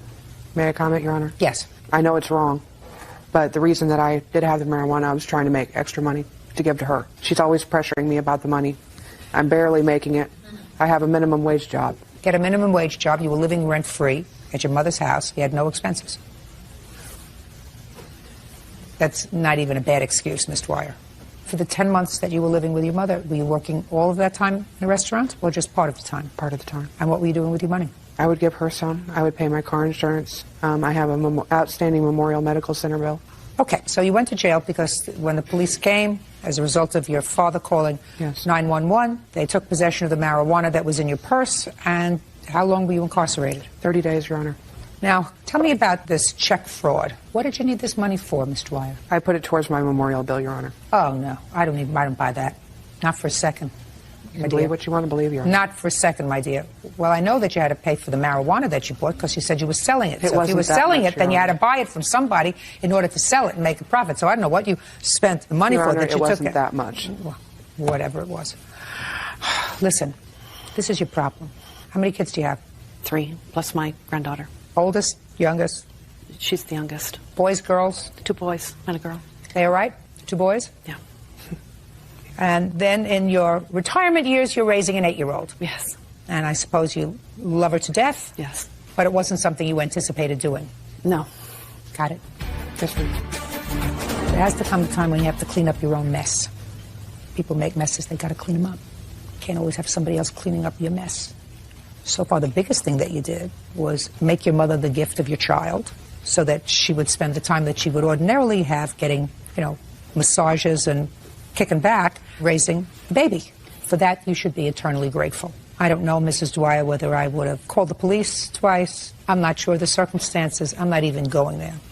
The one thing I do know is you will be very fortunate if you get the restitution that your daughter owes you, and that she owes you from several years ago. She hasn't paid that. So why you think she's going to pay rent is absolutely beyond me. I mean, maybe you're looking to have some sort of a dialogue with your daughter and you think the courtroom process is the way to do it. I think it's a very bad way to do it. If I may, Your Honor? Yeah, sure. The restitution was to be paid through the court. I understand that. She hasn't paid it. I have the court paper that shows that she's made a $25 restitution on that. She hasn't paid it. It's 2 years. Why would you encumber any more debt for her and expect repayment when she has not over 2 years said, if I paid $25 every 2 weeks, my restitution would be paid off. She has absolutely no intention of paying it off. She's lucky if she can keep her head above water. Ms. Dwyer. Because when she came back, she brought her boyfriend with her, and the payment was not for her. She promised me to pay $100 to keep him under my roof. Let him pay the $100. From her, you're getting nothing, because I don't think that you even anticipated at the time that you were going to get anything. Do you see your daughter? Yes. How all often? The time. Every day. No. Then I really don't understand why you're here. In any event, Ms. Dwyer, I don't find rents. I'm sorry. Case is dismissed. Parties are excused. You may step out. Forging my name. What can you do? You know, and marijuana in my house with my granddaughter?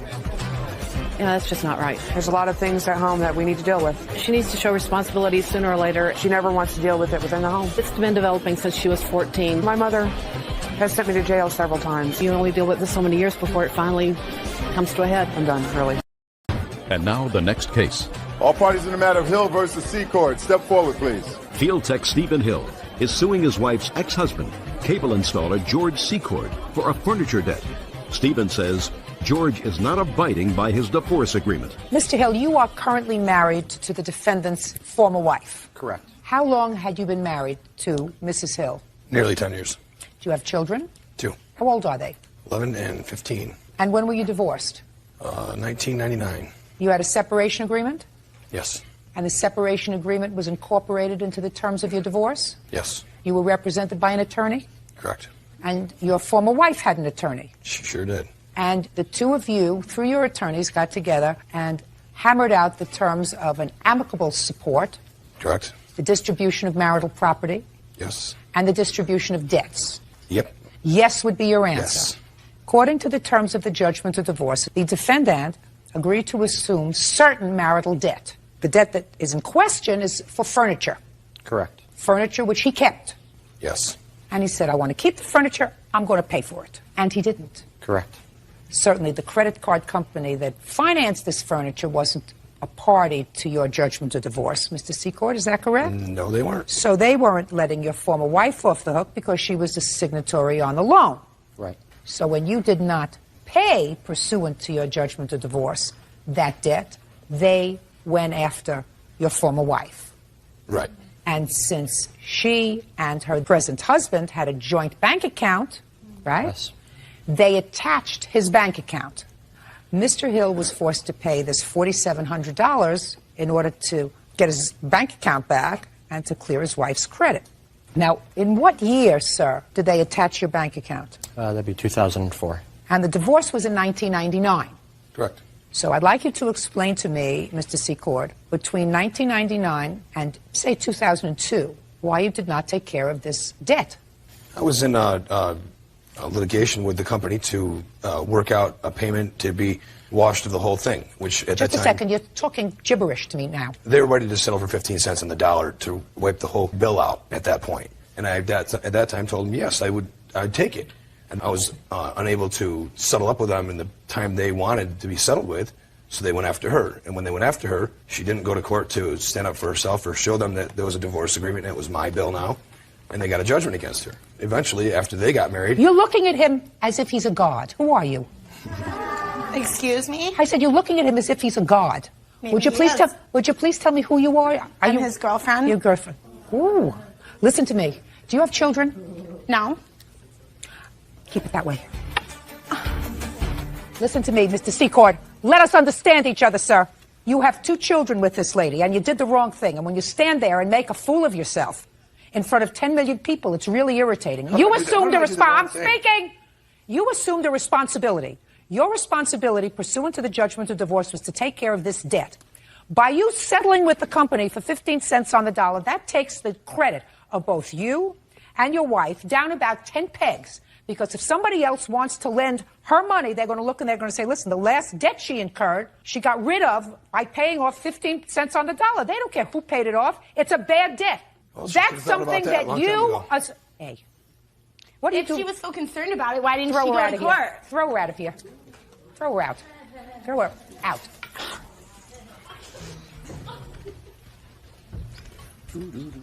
Your Honor, may I speak?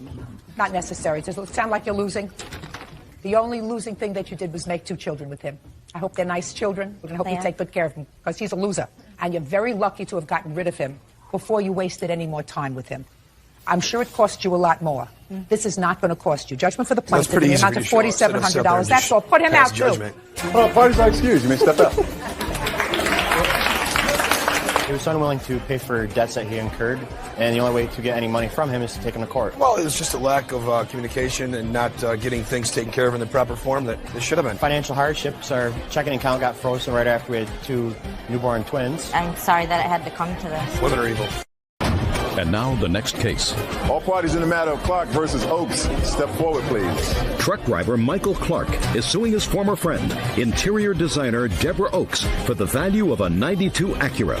Deborah is countersuing, claiming Michael breached their contract when he repoed the vehicle. Mr. Clark, you and Miss Oaks had been friends, according to what I read in your complaint, and you laid out money for her for a car. Yes, Your Honor. And you claimed that she did not pay pursuant to your agreement, which was she was supposed to pay every month. You repossessed the car. She refuses to sign the title over to you, which means that the car is virtually worthless to you. And you want her to either sign the car over to you or you want the value of the car. In addition to some rental for the time that she had it, she was renting a car. Just a sec. I didn't ask you for the whole story. Sorry. That's about what your case is. Yes. Miss Oak says that she was not in default of her payment, that you repossessed the car prematurely, and that she is counterclaiming for $5,000 for a whole bunch of nonsense, because she says that by the time you repossessed the car, then she didn't have a car and she couldn't get to work. She lost her job. She lost her life. She had to rent a car, which she wouldn't have had to rent if you didn't repossess the car. That's your counterclaim. Right. How long had you been friends? A few months. Where did you meet her? Through a mutual friend. Did you have a dating relationship? No, we just hit it off. I felt that we were going to be very good friends. I was interested in dating her if it came down to that. If it didn't, that was fine. But shortly after we met, her car took a dive, and she needed a vehicle. She rented one, and over the course of about a month, she claimed she paid about $3,000 for a rental. I thought that's ridiculous. You know, I've got this money sitting in the bank. Why don't I loan you the money for a car, but get you a car. If you can pay that rental, you can pay me back. And so we went out shopping for a car. We found one we really like, and she was supposed to have half to a third of the money within a week from her father, who was going to help her with it. That never materialized. When was the car purchased? The car was purchased on December the 4th. On December 5th... Listen to me, Mr. Clark. I work much better when I ask the questions. Okay. Purchased the car on December the 4th. Now, Ms. Oaks, it was your agreement that payments were going to be made directly to Mr. Clark? Yes, it was. In what increments? A minimum of $200 per month by the 15th of each month, beginning in January. And you made a written agreement with regard to that? Yes. I'd like to see the written agreement. Well, this is the original. All I want to see is the original agreement that you signed with him. Your Honor? Sorry.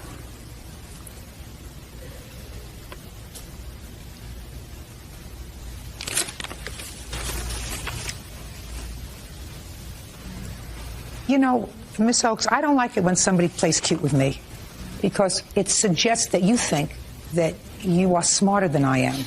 And he knows that that's a very dangerous thing to do, because it is highly unlikely that that's true. You have a typed agreement, and your typed agreement says that the money is to be paid on the 15th of each month. Yours has, in your handwriting, starting in January. Because we had a verbal... I'm speaking.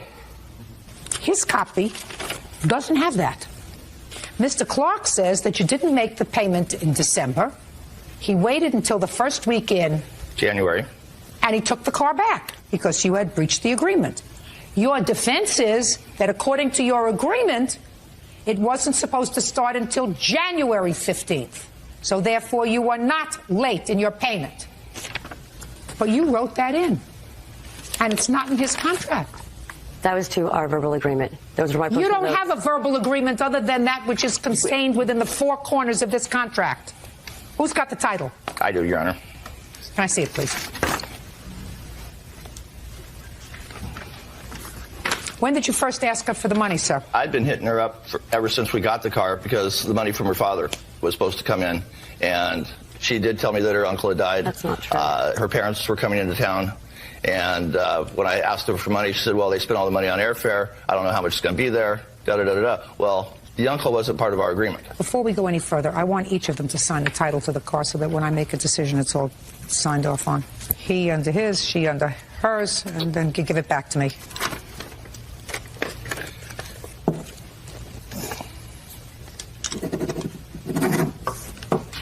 And then I'll take it back after she signs it. I'll take it back.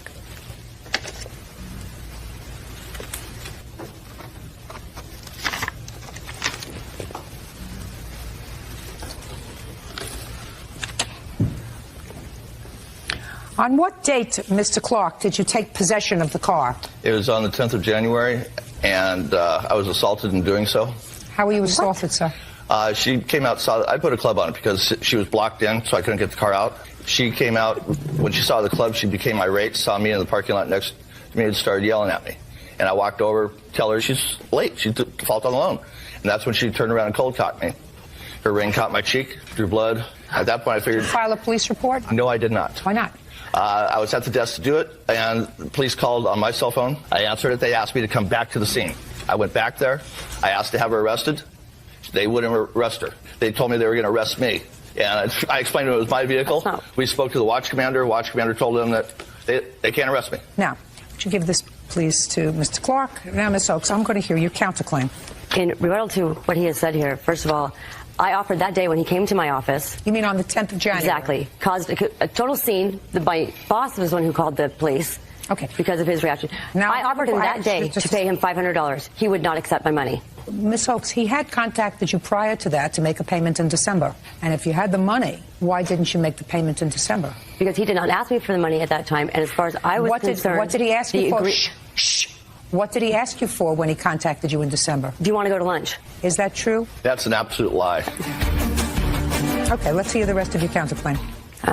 As a result of him taking the car, I've had to incur rental fees for Well, you the car. had rental fees before that. Yes, I had. So that even prior to this, you were renting a car. It's not as if you sold a car in order because he gave you the money for this car. Do you understand what I'm saying to you? Yes. At the time that he came to me with this offer of buying the car, I had another option. I chose not to go with that option, which was... which was what? To get a car with somebody else. What do you mean get a car? Why don't you get a car by yourself? A family was going to loan me their car. Ms. Oakes, grow up. You have a car now? No, I don't. Well, get one. Yeah, I'd like to if I had the money. Get one. But What do you want from because him? of him, I lost my job. Because I don't have a car to go to and from work and to do the responsibilities I have throughout the day at my business. Why don't you because rent? He gave me no notice whatsoever and took my car out of the parking lot. You just said, listen to me. Because I lost my job. Ms. I Oakes, took I'm on salary speaking. Don't speak over me. How much did the rental car cost you for the month prior, from November 5th to December 5th? How much did it cost you? A couple $1,000s total. Well, he just saved you a couple of $1,000s by not having to rent a car for that entire month. The reason he chose to bring this up to me and offer me this deal was because I had turned in the rental car that I had previous to this because I could no longer afford it. That was what happened. How old are you? How old are you, my dear? 32. 32. Take care of yourself. I'm Mr. trying. Clark, you now have the title. You can now go and sell the car. Do you understand? Thank you, Your Honor. Probably have to sell it at a little bit of a loss. It'll teach you, you know, you got to think with your brain, this part of your body, I realize not any that. other part of your body. Do you understand? You think with this part of your body. Ms. Oakes, you're 32 years old. Take care of yourself. Counterclaim's dismissed. That's all. Thank you. All you're excused, you may step out. When I left a message, didn't get a call back. I called her the following day, and she answered the phone, heard my voice, and started yelling and screaming at me. Michael came to my office and was screaming and yelling, and my boss didn't want that in the office. That's ridiculous because I was out in the parking lot. I never went into the office. I thought he was trying to help me, but instead he made my situation worse than when I started. And now the next case. All parties in the matter of Petero versus Galasso. The quote. Shipper Terry Petero and his daughter, 17-year-old Melinda, are suing painter Angelo Galasso for damage to a Buick Skylark. Terry says Angelo's leaf blower ran into the vehicle while Melinda was driving it. Angelo is countersuing for damage to the leaf blower and pain and suffering. Mr. Petero, you and your daughter live in the same neighborhood as Mr. Galasso, I assume. No, actually, we don't, Your Honor. I live in Hillsborough. She was visiting her aunt at the time. I see. So she wasn't near her home. No. It is your claim that your daughter was driving. She hit Mr. Galasso and his leaf blower. He was crossing the street. Yes, ma'am. And you want him to pay for the damage to your car. Yes, ma'am. Interesting. Mr. Galasso says that's sort of ridiculous. He was injured.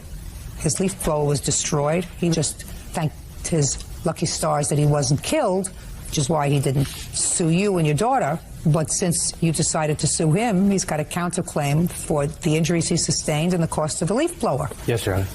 On what date did this occur? It was December 12th. And what time of the evening was it? It was 9 o'clock at night.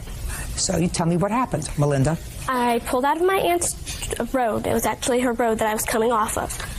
And I got on the road, started going, and I came up over this little dip, and I have pictures. So you were on a hill? Yes. So you couldn't see the other side? No. And what happened when you came over the other side? I got hit by something. I had no clue what it was. You got hit? I got hit. You got hit or you hit something? It hit the side of my car. At the point, I had no clue what it was, you know. You have a picture of your car? Yes. I have a picture of the car and the road where it happened. Good. Let me see.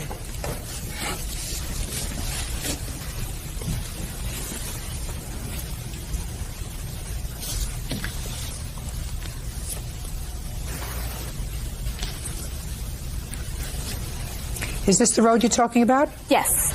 You were traveling here, and so you had no view of what was coming across the road? Yes. And you could not see what was below you? Yes. And what was below you was a pedestrian crossing the road? Yes. Yes. So what happened? I got hit by something, like I said. I had no clue what it was at the time. It was 9 o'clock at night, dark. How fast were you going? I don't even think I was doing the speed limit by then. Well, what's the speed limit? It's 45. So you think maybe you were doing 35 miles an hour? Yeah, maybe. You want to tell me what happened, Mr. Galasso? He says out there blowing leaves, and I was just blowing the leaves, and all of a sudden she come flying over the hill.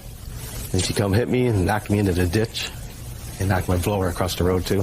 I got pictures of the road, where I landed. Now, you saw Mr. Galasso being thrown across the road when you finally stopped your car? I stopped, and I mean, I didn't see, anything fly across the road. Where did you see Mr. Galasso? He was over on the other side of the road. Was he on the ground? Yes. How do you think he got on the ground? He was hit by the leaf blower that hit my car, which threw him across the road. And you think he's responsible for that? I don't think he should have been out blowing leaves off his driveway at 9 o'clock at night. Is this what you encouraged, sir? You encouraged her to pursue this lawsuit? Actually, it was my idea, Your Honor. It was your idea. I wondered. If you look at the car was set on the left side of the thing. He's saying he was blowing it off his driveway. I don't care. Listen to me very carefully, sir. Because the state says that the speed limit is 45 miles an hour. If you choose to go around the speed limit into an area that you can't see, and you hit a pedestrian, which your daughter did. The pedestrian happened to be attached to a leaf blower. But bottom line, she hit a pedestrian because if she were going 5 miles an hour into an area that she couldn't see, she wouldn't have hit him. But she wasn't. She was going fast into an area where she had a blind spot, and that's her fault. Her fault. Not his fault. Her fault. I'm just saying that he said he was blowing leaves in his driveway. If you look at the car, the damage that when he hit her, he was in the middle of the road. He could have seen her car coming over. He was trying to get across that road. He saw her car coming over. Is that what you're saying to me? She couldn't see him, but he had a periscope. And he could see her coming over, and according to your daughter, and he had no right to be blowing leaves at 9 o'clock at night anyway. The apple don't fall far from the tree. You have no case against him. Now, but since you decided to pursue this matter, Mr. Galasso, who otherwise would not have pursued this matter against you, says he was out of work, he was injured, you ruined his leaf blower, all because she was going too fast to an area that she couldn't see. So, was the leaf blower destroyed, Mr. Galasso? Yes, Your Honor. I have pictures of it. I'd like to see them. I have the replacement and a little brochure on them. What about you, Mr. Galasso? How do you feel? I feel like she shouldn't have sued me. After she hit me. You were willing to let it go? Yes, I wasn't going to sue her. Did you have to replace the leaf blower? I haven't replaced it yet, but I have a replacement. Does it still work? It's totaled. And what about your physical condition, Mr. Galasso? The only thing I got out of it, I was blessed. I only got a little thing on my knee, just a little indentation where the blower hit it. And then my elbow was hurt, but it's better now. Were you out of work? Yes, I was out of work for about a week and a half. What kind of work do you do? I paint lines on the highway. How much do you earn a week? $800 a week. You owe him $2,551. Judgment on the counterclaim. Your claim is dismissed. That's all. Thank you. Thanks, Your Honor. Step out. Out the back up to your right, please. Just come over that hill and hit me. He never told us I had car insurance. My insurance could have handled this. Just seen a flash of the light, knocked me into the ditch. I don't think he should have been out there that late at night. She was scared. She thought she killed me, she told me. I'm going to watch out for leaf blowers on the road. I can tell you that. And now the next case. All parties in the matter of cash versus cash.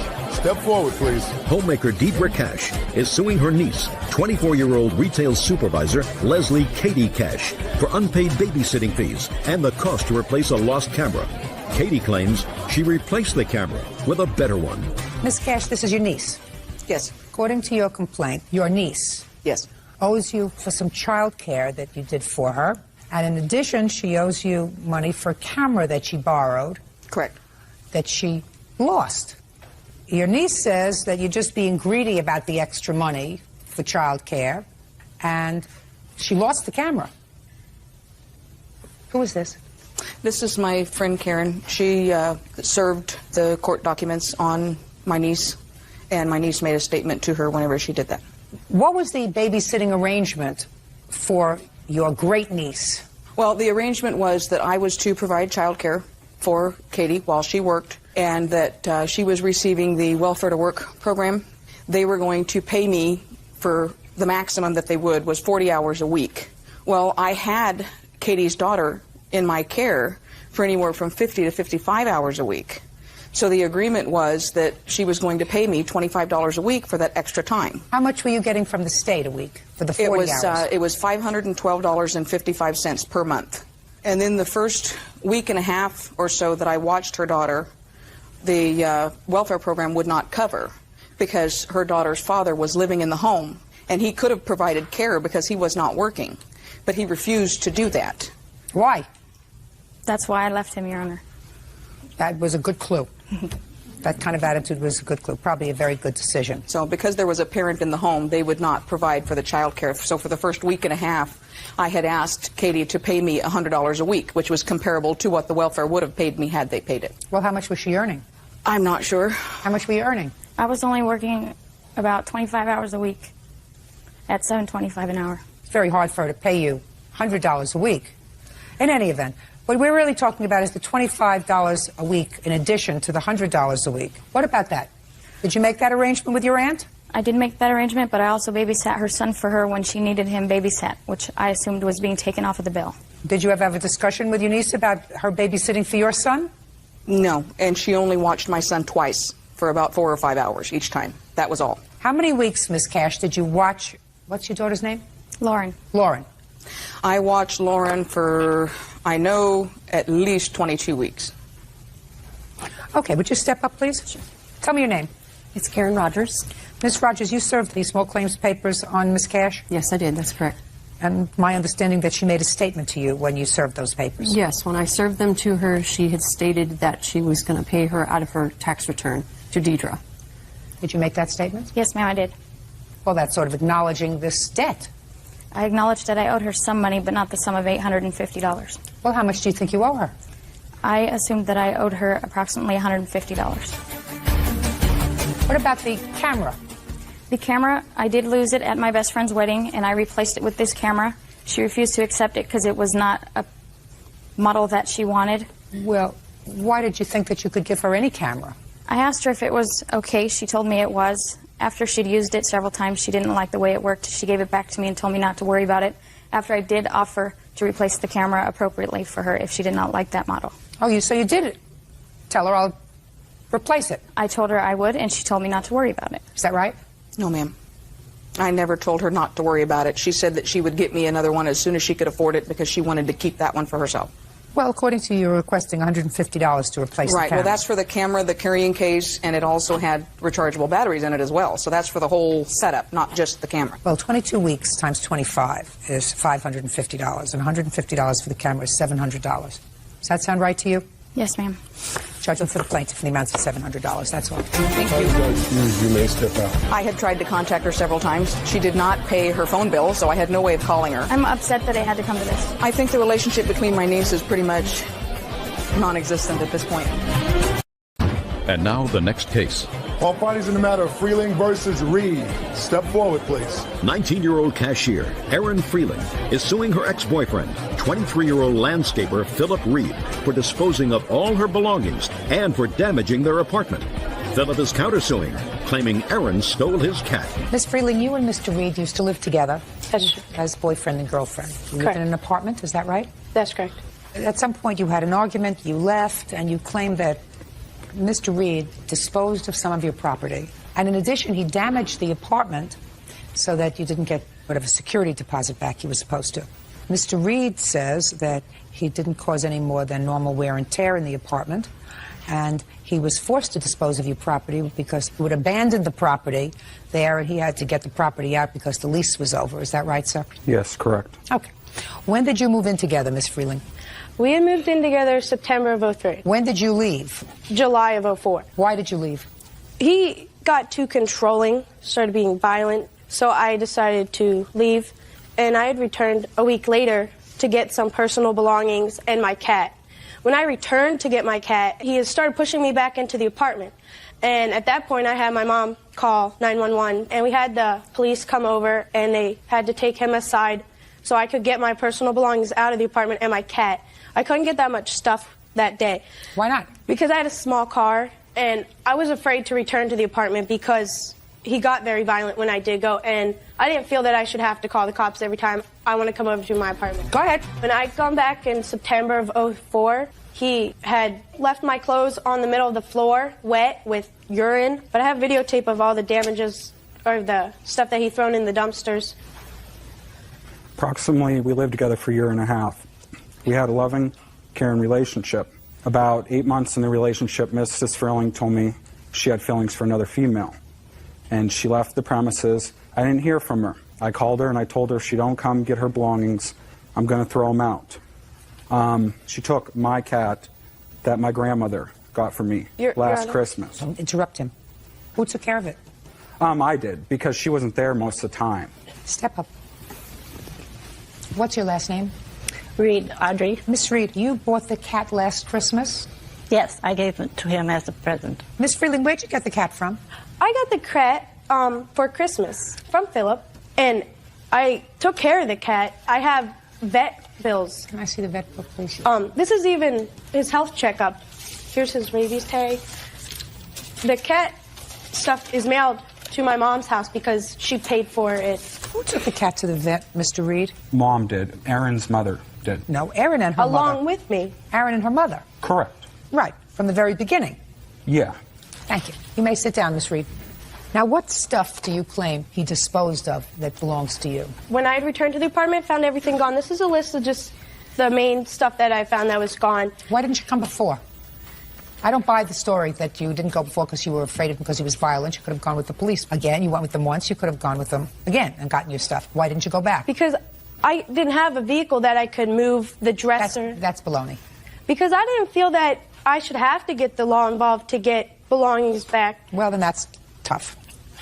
I'm not dealing with something like a sugar dispenser, $3. Salt and pepper shakers, $5. Small cat bowls, $3. The only thing I have to make a decision today about really is the cat and whose cat it is. Mr. Reed, get over the cat. She took the cat with her. She left a lot of other property behind, but she made sure she took the cat. Where's the cat now? He's at my house. All right. And the rest of the stuff that was disposed of, you deal with it. Now, you say that he damaged some property. We had gotten into an argument.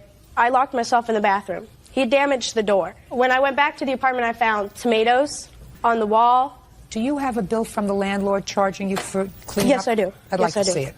Who paid the security deposit? I paid the security deposit. That was billed to both of us. Now I'll see the video.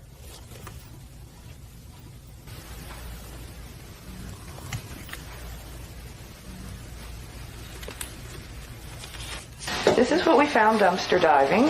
Here's where he threw most of his stuff. Notice, huh? Pretty good, huh? There's tomato stains on the carpet. Spot on the carpet. This is the doorknob that he broke, trying to get into the bathroom, and I locked myself in the bathroom. You said she locked herself in the bathroom and you knocked the door. Is that true? No, I'm not a violent person. Your Honor, in any event, that was in January, and you lived with him until July. Is that right? Yes. Okay. And another thing is, she came a week before the lease was even up. Like a week. How come she couldn't confront me and say, hey, I'll pay half of it? Like I a couple... don't know. I have no idea. Listen, I'm not Okay. Dear Abby. All right. I mean, the whole thing is very irritating. Yeah. You know, two children playing house, and then things go wrong, and then you annoy the courts by asking them to get involved in who belongs to two placemats and a salt and pepper shaker. If you can't play house like adults, don't play house. Half of $490 is $245, which is left due and owing by each of you to the landlord. The apartment wasn't left in such bad condition. I'm speaking. The apartment wasn't left in such bad condition. The cat belongs to you. Get a judgment for $245. That's all. You may step out. He was controlling. He would get violent. She had feelings for another female, she told me. I haven't fell in love with another woman. That is not true. I just have other preferences. And belongings. Court come to order. All rise. Have a seat, please. Hello, Judge. Case 2121, GN versus Pine Jagoom. Thank you. You're welcome. Mr. Gwillan, you rented a room in a house that you were renting or that you own? That I was renting. It's a 3-bedroom house, and you live there with whom? At the time, it was me and my sister, and then my cousin. How long have you been living in that house? I was living there previously with my sister for about 5 years, and then she then moved, and then it came over to me in 2020. So you've been living there for 7 years? About 5 years, yeah.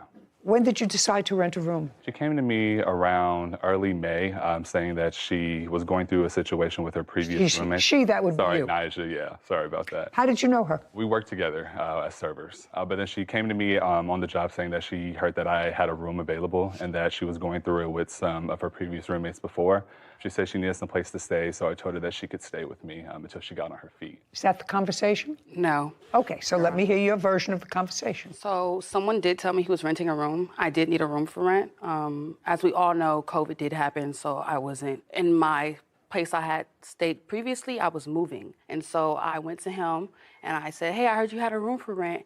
He's like, yeah, girl. And I'm like, yeah. So I could pay, I can move in now, basically. Because I came to him May 31st, moved in June 1st, which was the next day. And he was like, yeah, girl, just pay $800 a month. Just give me $1,000 to move in. You're going to love it. You're going to love it. I'm like, all right, for sure. It's like, it'll be month to month, and that was it. It was never till you get back on your feet. It was never like a helping hand. I paid to move in with him. He never said it was a helping hand. Well, he did just state that I was going to be staying there until I got back on my feet, which was never the case. I was staying there. But you needed a room. Yes. Okay. And the rent was $800 a month. Yes. And he asked you for $1,000 up front as security. Yes. And when did she move in? She moved in on May 30th, Your Honor. When did she pay you for June's rent? Immediately. So the day that she moved in is when she gave me the money. So she paid June's rent. Yeah, she did pay at least. What about September? We weren't there for September because the altercation already occurred on August 27th and 28th. Okay, so she was there for 3 months and she paid you for 3 months. Yes, ma'am. Your complaint is that there was an altercation, and at some point during her tenancy, she brought in her boyfriend who's going to uncross his arms. Yes. Who was living with her. Mm-hmm. And when was that? So she told me previously to her moving in that she did have a boyfriend and that he would be there from time to time. I allowed it. During his stay and while they were there, they were always arguing. It was like commotion, like every other night. He would punch holes in the wall. They would constantly get into fights. So what happened to how this whole thing got about, one day I had came home and I actually have the messages here. Those are the messages you had on your phone? Yeah, between me and her men, yeah. Okay, may I see those? So he was standing outside of the building. I came home around. Just a second. I have to read them first, sir. Yeah. I don't understand what this is. So I was pulling up to my house around 7 a.m. in the morning. He was outside sitting on the steps crying and smoking a blunt. He walked up to my car asking if we can have a conversation. I said, sure. He gets in my car, we're talking. He tells me that him and Nyjah just got into a fight. Nyjah kicked him out again. He and his girlfriend got Yeah, he and his girlfriend, Nyjah, had gotten into a fight. This was on August 27th? Yes, August 22nd, yeah. So we had the conversation. He told me that Nyjah... What were you doing look at me. What were you doing out at 7:30 in the morning? So me... No, just a second. Me and Nyjah, the night previously, we had went out together. We got in pretty late. We were out drinking. We did get into a situation, but it wasn't a situation. I just want to know what you were doing out 7:30 in the morning. That's my question. I was just leaving and walking to my car. Did you have a conversation with Mr. We had Guillaume? Oh. a brief 2 to 3 minute conversation. Okay, but you had a conversation with him. Now, you had an argument with your girlfriend the night before, you just said. What kind of an argument did you have with her? She felt. It was never an argument of, yelling at her or like we were going at it. It was just like... Well, you had been out drinking. Yeah. And when you were out drinking the night before, did you have any altercation with your girlfriend while you were out? No. So you had the altercation with her in the house? Yes, in the apartment. Okay. Now, he works nights? What were you doing? Nights and days, yeah. I'm a server bartender, Your Honor. Okay. Now, he wasn't home when you were having these fights with this argument with your girlfriend? Fight, not even an argument, but no, ma'am, he wasn't He home. was not at home. And when he came home that morning, you were outside? I was walking to my car. He was outside on the steps crying. I wasn't Just a on second. the steps. Sorry. Wasn't on the steps. Just a second. Didn't have a You have to understand, I move slowly but methodically. Got you. Sorry, Your Honor. Okay. Now, do you work? Yes, I do. Where? Security. Security for whom? I lied. What time do you report to work on the 27th? On the 27th, I went to work late because of the situation that had happened previously that day with the cops, and we have the text messages of me texting my supervisor. What situation previously that day? He wasn't home. So what situation previously that day? What happened previously that day was that... Previously what day? Earlier during the day, he had... That was 7:30 in the morning. You hadn't seen him. I'm having It wasn't the 27th. That wasn't the 27th when that happened. On We the had the 22nd. conversation on the 26th. Early coming back, it was 7 that day because we had got into it. I didn't see her at all after me and her had our little falling out. I'm walking to my car. We have the conversation. I go home. You went home for what? He said that I was living with her. I was never living with her. You were. You went home for what at 7:30 in the morning? What did you go home for? To sleep. To sleep. So what you're saying is it wasn't on the 27th, it was the 26th. This altercation that happened with me on the steps, it either was the 26th or the 25th, but this happened way prior before the day on the 27th. The 27th is the day where the first police incident happened, where there was the actual dispute over him and her. He said that she didn't pay the verification. What was the date? It was the 22nd. It was the 22nd. 22nd of August, 2022. Yeah. And I'm off Mondays and Tuesdays, so I was off. I went home to sleep after I left the apartment. So on the 22nd, Your Honor. On the 22? Yeah, on 22, which is a Monday morning at 7:30. I pulled into my garage. He was outside crying. So it wasn't on the 27th? It was on the 22nd, yeah. 22nd in the morning, yes, ma'am.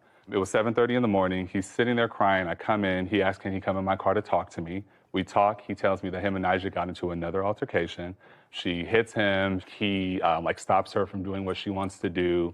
He said that Nigel expressed that she's talking to other people and that she just wants him to leave her alone. He then asked me, do I know about her dealing with any men or anything? I tell him I've only seen her with one guy. It was some light-skinned dude who she went to the bowling alley with. But other than that, I didn't see anything. I told him, with me being 25 and him being 20, I said, you're a young man. You have your own car, you got a place, you're doing stuff. You should be living life. You shouldn't be, getting beat or dealing with all this stuff. Just be young and live your life, That's when he then... Okay. Yeah. Did you have that sort of a conversation with him? Not at all. Okay, tell me what... The conversation was 2 to 3 minutes. I never entered his car. I was walking out. No, tell me what you said to him. I told him that me and her got into it. You might not see me around here. I don't know what the situation is. And he did tell me, focus on yourself. Y'all will be good. Okay, so it's pretty much, so whatever. That was a discussion. You had a fight with her on the 22nd, and there was registering some complaint. Mm-hmm. Sir, if you say you might not see me around here, we had an argument, it was registering some sort of a complaint. Yeah. You didn't leave there happy on the 22nd. Yes. Is this...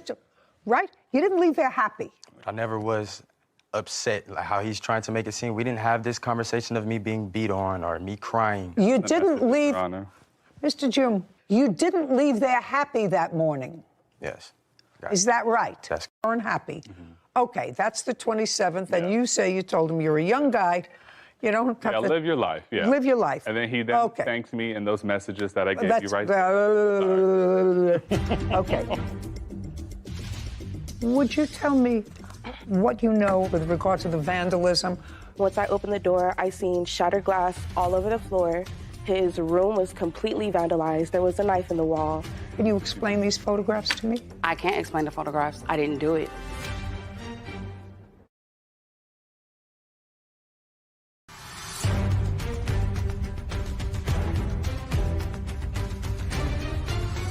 Carlos Guillen claims his former roommates, Nija Pine, and her boyfriend, Gallo June, vandalized his property. Nija is countersuing for a false arrest, tire damage, and cyberbullying. Now, 22nd moves into the 23rd, 24th. Anything happened the 23rd, 24th, 25th? On the 26th, I had got a phone call from one of my friends saying that Nija, at the place that we were working at, was going around telling people that I was trying to sleep with her boyfriend, saying that I'm trying to make him gay and that I go for straight men. Just a second. All this stuff. Just a second. That's all hearsay, by the way, unless you have a witness to that. Yes. And I assume that you could have a witness to that if you like. Did you, Ms. Pine, have any conversation at work with any of your colleagues about discussions that the plaintiff may have had with your boyfriend? Yes. Okay. Your Honor. Do you remember who? It's actually another coworker. Coworker. A mutual friend between us. Okay. And without going into the text of the conversation, were you registering complaints about Mr. Guillen? Yes. Okay. Your Honor. That's all. That's all that's So relevant. with that being said, that following morning on the 27th, I then walked up to her room around 8 o'clock because, you know, she's living in my house. I'm helping her out. She's talking about me at my place of business. So I went up there to go ask her, you know, what's going on, what's happening. The moment I go up there, she's like, you're this and this and this. We start arguing at this point. Like, we're both yelling at each other. It's getting heated. She then tells me that she's going... After the conversation. This is probably like literally 10 minutes after the conversation. Like, this was very fast. She had these men come to my house. I saw one of the dudes outside. I was trying to, you know, go outside and just be like, look, I'm not trying to do anything to her. We got into an argument. I'm hearing stuff. Gallo, out of nowhere, comes from a corner and tries to swing at me. Once he does that, I then go inside my house, I go into my room, and I look at my window, and it's 6 men outside my home. She then lets these men inside the house. They're banging on my door, talk about bring your outside and all this stuff. Oh, you want to fight women, da, da, da. All this mess, banging on my door and stuff. Was anyone else in the house other than the two of them? It was my cousin with me at the time. That's not your cousin? No, this is my witness, Imani. It was my cousin at the time. A witness to what? A witness to the next day, Your Honor. But back with this day, my cousin was with me. He wanted to go out and fight and do it. I said, no, we're going to sit here and wait. The police end up getting called from the neighbors because it's 6 men outside banging and cussing and making a scene. The police then get there. There was an officer who, I don't know if she already knew previously or who she was cool with, but the officer said that because I'm a 6'8" man and she is a woman, she feels intimidated by me and all this stuff. So he told me that the men who were there is allowed to stay there because she is a tenant there and that's her place, so they're considered her guests. Once that was said, Your Honor, I immediately got everything that I could and I booked a hotel at the Westin. I stayed there at the Westin for 9 days. That day, she was going around on social media saying that I was scary and that I ran in my room and that I called the cops, just basically talking smack about me on the gram. Hold on, Your Honor, I'm trying to find it. If I may interject, if I may. Not yet. All right. I'm sorry, Your Honor. But she went on social media. It's Okay, like, just a second. So was what you're telling me you don't have that? It might be in that file, yeah, sorry. But it's like a message of her saying like that, and you know, people start hitting me up. I see it. Yeah. Once she started posting that, people started hitting me up. They're like, what's going on, and this and this. So I then went on Instagram, and I had made a comment. I called her for short, stands for because she was going around saying that I was dirty. She went around telling me that I was dirty, so I just let it be known on social media that the only thing dirty was her. You know, since she was talking about me on the gram, I decided to, you know, react. The truth of the matter is, although it's not pleasant, that's what people do on the internet. Yeah. And I was just matching energy, you know? Yeah. Got it. Let's get to your lawsuit, sir. So far, she's lived there 3 months and she's paid 3 months rent. Mm-hmm. Okay.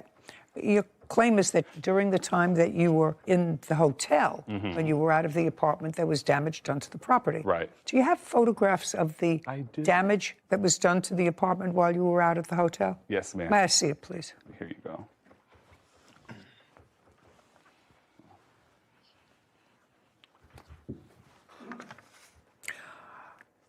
Where did you go when you finally left the plaintiff's house? After I got my U-Haul, he dropped me off to my uncle's house. And I On what date? So I went there the night of the 27th, August 27th, 2022, and I came back the next day on the 28th to get my things. Okay, so he left on the 27th, you left on the 27th after he did? Yes, ma'am. Did you leave as well with your girlfriend? Correct. Where did you go? I went to my grandfather's house where I was staying. And how long have you been staying with your grandfather? All my life. Where do you live now? With my grandfather. And where do you live? With my uncle. When you finally got back into your house, Mr. Gwillian, this is the way you found it? Yes. On what date did you come back? Did you find it this condition? That was August 28th, Your Honor. August 28th? Yes, ma'am. Okay. I had woke up to a whole bunch of phone calls from my witness, Imani, and a family member saying that they were there. They saw the place. You want to stand up? Yeah. Would you tell me what you know about what happened on the 27th/28th of August with regard to the vandalism? I wasn't there the 27th, but we had a conversation that led to me coming to the house completely vandalized. There was a knife in the wall, but this was all like downstairs. Once I realized... I'm going to show you these photographs, and I'm going to ask you if these photographs are a true and accurate representation of what you saw when you walked in on the 28th.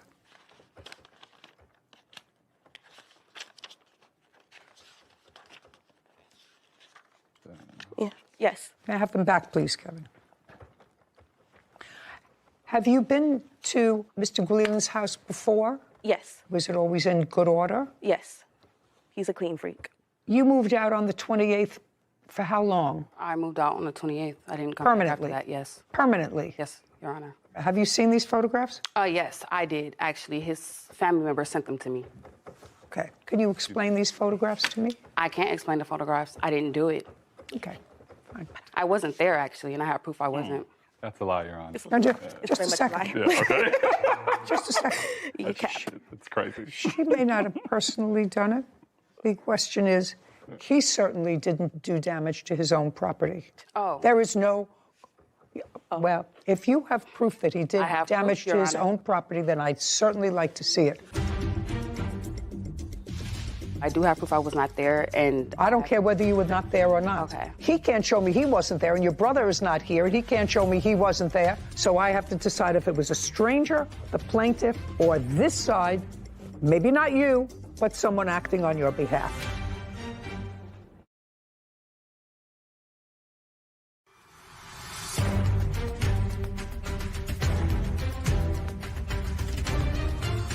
Carlos Guillen is accusing his former roommate, Nigel Pye, and her boyfriend, Gallo Jew, of say. No, I don't want you to say anything. I want you to tell me what proof you had that All right, he damaged his property. I would like to restate, I have proof that he did not care about the apartment, that when I moved in, it was in horrible condition, actually, and he's not a clean freak, and I wasn't there to vandalize the apartment at all. Oh, just a second.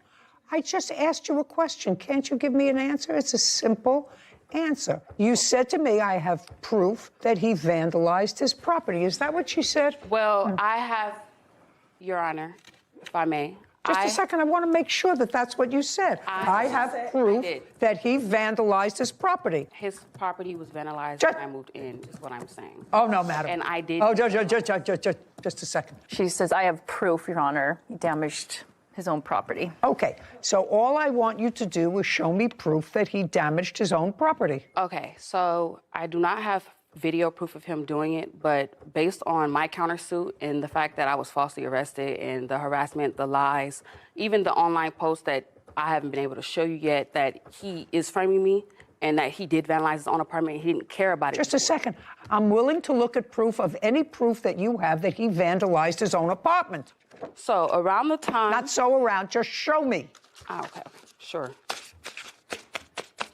So what I have in my hand here, Your Honor, if I may, Kevin, is this proof that before I moved in, the apartment was not well taken care of. And like I said, I don't have proof that he went in and did it himself, but I do have proof that the apartment was never cared about to begin with. And after he actually moved all his things out, which he claimed and stated on social media, he took all his valuables. You can take these back. This is not what I'm talking about, madam. That's a dirty bathroom that you showed me. This is vandalism. I didn't do There is no question in my mind that this is vandalism. This isn't dirty house. It's disgusting. Somebody took powder and liquid. This isn't just sloppy and messy. This is clearly vandalism. So is that all the proof that you have? You said, I have proof that he vandalized his own. I don't have proof that he did it, but I do have proof that I'm being framed, yes. You have to understand, Ms. Pine, there are two things. Either he vandalized his own property, which I find is unreasonable, because he would have to live with all this filth that's in his bed. Well, I'm speaking. I'm speaking. I would have to find that he took a knife to his own sofa and destroyed the cushions to his own sofa. And quite frankly, I don't know this gentleman well, but he does not appear to be psychotic. Now, I don't say that he may not be a truth teller all the time, but he doesn't appear to be psychotic. So no person who's not psychotic does this to themselves. So either some stranger in the night came in and vandalized his property, or you, your boyfriend, and or your brother, who, did you say that you called your brother to come? I called my father. Your father to come? Yes, and my father called my brother, and he came. Just a second. Yes. I knew I heard brother in here. Did your brother but I didn't come? call my brother. Okay. Called at least brother. I don't know if father came too. So I have to find if it was total stranger, the plaintiff, or you, boyfriend, father, brother, friend, whatever it was. So all I'm asking you to do is, do you have any other proof, other than the nonsense that you gave me, that he caused this serious vandalism of his own house? I do not have proof that he caused it, but I do have proof I was not there, and I don't care whether you were not there or not. Okay. Do you understand? I don't care whether you weren't there or not. He can't show me he wasn't there, and your brother is not here, and he can't show me he wasn't there, and your father is not here, and he can't show me that he wasn't there. Do you understand? So I have to decide if it was a stranger, the plaintiff, or this side. Paid loan and stolen money. Miss Banks, what kind of work do you do? I'm a city contractor for the city and county of San Francisco. How long have you been working for the city of San Francisco? 30 years. You a full-time employee? No, I'm a contractor, so I'm used as needed. Well, in the last month, how many days have you worked? Like around 40 hours the whole month. How do you support yourself? I'm on disability. How long have you been on disability? Since roughly like around February of 2022. When you applied for disability, were you originally rejected, or did they accept your claim? I was rejected 3 times, actually. So when you started collecting in February of 2022, you got a big check for back disability. Yes, ma'am. I know my business. How much of a check did you get? I got $7,000 the first time, and they just submitted me like $8,000 a month or 2 ago. And then there are some more coming. It ain't all came yet. Mm-hmm. They advised you, because you were rejected, as you said, 2 or 3 times, that there would be a total amount coming to you. You got a letter from the administration. Yes, ma'am. Yes. And what is the total amount that they told you you would be receiving in increments? I think it was like $18,000. And you had a lawyer at the appeal. Yes, ma'am. Now, when you applied for disability, did you say that there was no kind of work that you could do? I'm jaundiced. I know that people put money in somebody else's bank when they want to hide it from the government, creditors, a spouse looking for support, all what I would call nefarious reasons to put money in somebody else's bank. Her former friend, Fulton Mitchell, stole money from their shared bank account. Now, when you applied for disability, did you say that there was no kind of work that you could do? Well, actually... No, not actually. They're giving you $18,000. They said that they should have taken your case when you first applied for disability. So they had to have found that you could not hold gainful employment. That's what it's all about when you get federal disability. Right. Right. So I want to know what this 40 hours a month that you worked last month as an independent contractor. What kind of independent contractor were you? I actually sit on Zooms, and I am a consultant, so I'm on Zooms most of the time. And when you're not on Zooms, where are you? At home. What do you consult about? I am an urban consultant, so I work with various people that's trying to find out about urban living and mental health, basically working around mental health. How are you paid? They might mail No, a not check. might. They mail a check. What do you do with that check? I usually cash it at a store in the community. You cash it. What is your hourly wage? As a consultant? Yeah.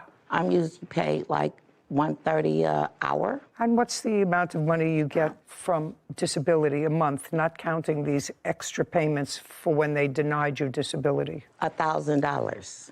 So you get $1,000 a month plus $130 an hour times the last month. You said was 40 hours. Said that she worked about 40 hours last month. Can I explain something? Not No. all. No. She said around 40 hours the whole month. Okay. Would you tell me what she says she earns an hour? It's usually $130 an hour. $5,200. And when you get the checks for these consulting things, you take them and you cash them. That's Yes, either a yes or a ma'am. no. Do you work as a sole independent contractor, or do you have an LLC or a corporation? No, ma'am. So the checks are made out to you? Yes, ma'am. As an independent contractor? Yes, ma'am. You have to pay your own taxes, so you're 1099 from all these people? Yes, ma'am. What did you declare on your taxes last year? I didn't file taxes last year, ma'am. Why not? You said you've been working in this capacity on and off for 30 years. Because, for the ma'am, city. where I come from, a lot of the work is volunteer work considered, and you are given a stipend.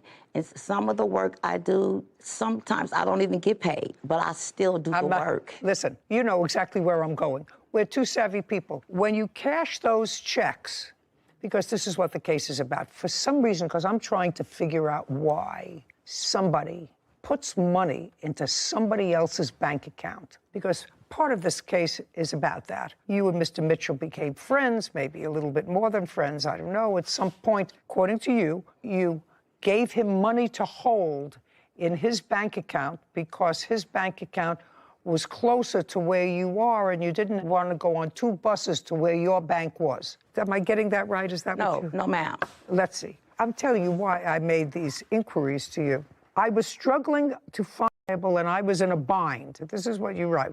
When Fulton heard about my problem, he offered to hold my money for me in his bank. He said that he didn't keep any money in that account, so it would be perfect, because his bank was right where I worked. I only know of several reasons why strangers put money in somebody else's account. You know, I may have an account with Sarah. I may have an account with one of my other grandchildren. I have an account with my husband, but I've had a best friend for 70 years, another best friend for 30 years, and I would never think of putting money in their bank account because there are banks all over the place. I'm just telling you, you know, I'm jaundiced. I know that people put money in somebody else's bank when they want to hide it, when they want to hide it from the government, creditors, a spouse looking for support, a spouse looking for alimony, a contractor who has a judgment against them, all what I would call nefarious reasons to put money in somebody else's bank. But let us say that you did put money in this bank account, and you say that money was withdrawn. Your money was withdrawn from that account to pay his taxes. Is that what you're alleging? Yes, ma'am. Okay. How much was withdrawn from his account that only his name was on? Or was your name on it too? My name is on it too. Oh, there we go. Now I can understand it, why you might owe taxes. I don't know anything about his business, but I can certainly. So if her name was on it too, it was a joint account. It was not. It was my account, and I added her name to my That's okay. That makes it a joint account. Yes. Okay, well, I didn't have that information in here because joint account is absolutely different. Joint account means that the money belongs to both of you. Now, what makes you think that the money that was taken out of the account was to pay his taxes? Because I have proof. I'd like to see it.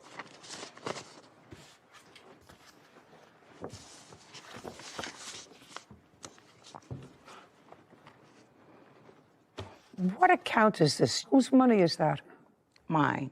Explain that to me. This is a deposit here for $988.68. What is that? That's when the pandemic hit and the struggles started getting hard trying to get money. And being that me and him was business partners, that's when he decided to try to help me out. You know, I neither have the time or the interest to hear about the nuances of this stuff because I don't have the wherewithal, either emotionally or structurally, to figure out the whole scam. I haven't figured it all out yet, but I'm beginning to figure it out. So you deposited $988 and then withdrew at some point in May. That was on June 9th. I don't have the rest of it here, but you withdrew $1,600 from that account on May 25th. Do you remember what that was for? May 25th? Yeah, May 25th, $1,600. June 3rd, tax levy, $2,711. The May 25th is because that's my daughter's birthday, and I spent time with my daughter. And then the June 3rd tax levy is why I'm here with you today. What kind of business were you in together? In his organization so that we can do things together. That's not true. Your Honor, I have proof. I do work with his organization. I'm putting on a Halloween event. I don't Here's care. his logo Let's understand each other. I don't care because something doesn't smell right for me. And if something doesn't smell right with this nose, it's usually accurate. Usually. You said you took out $1,000. When and for what purpose? I took out the $1,000 and I gave it to Miss Banks. That's not what you said. What did I say, Mr. It's not what you said. It's not what you swore to.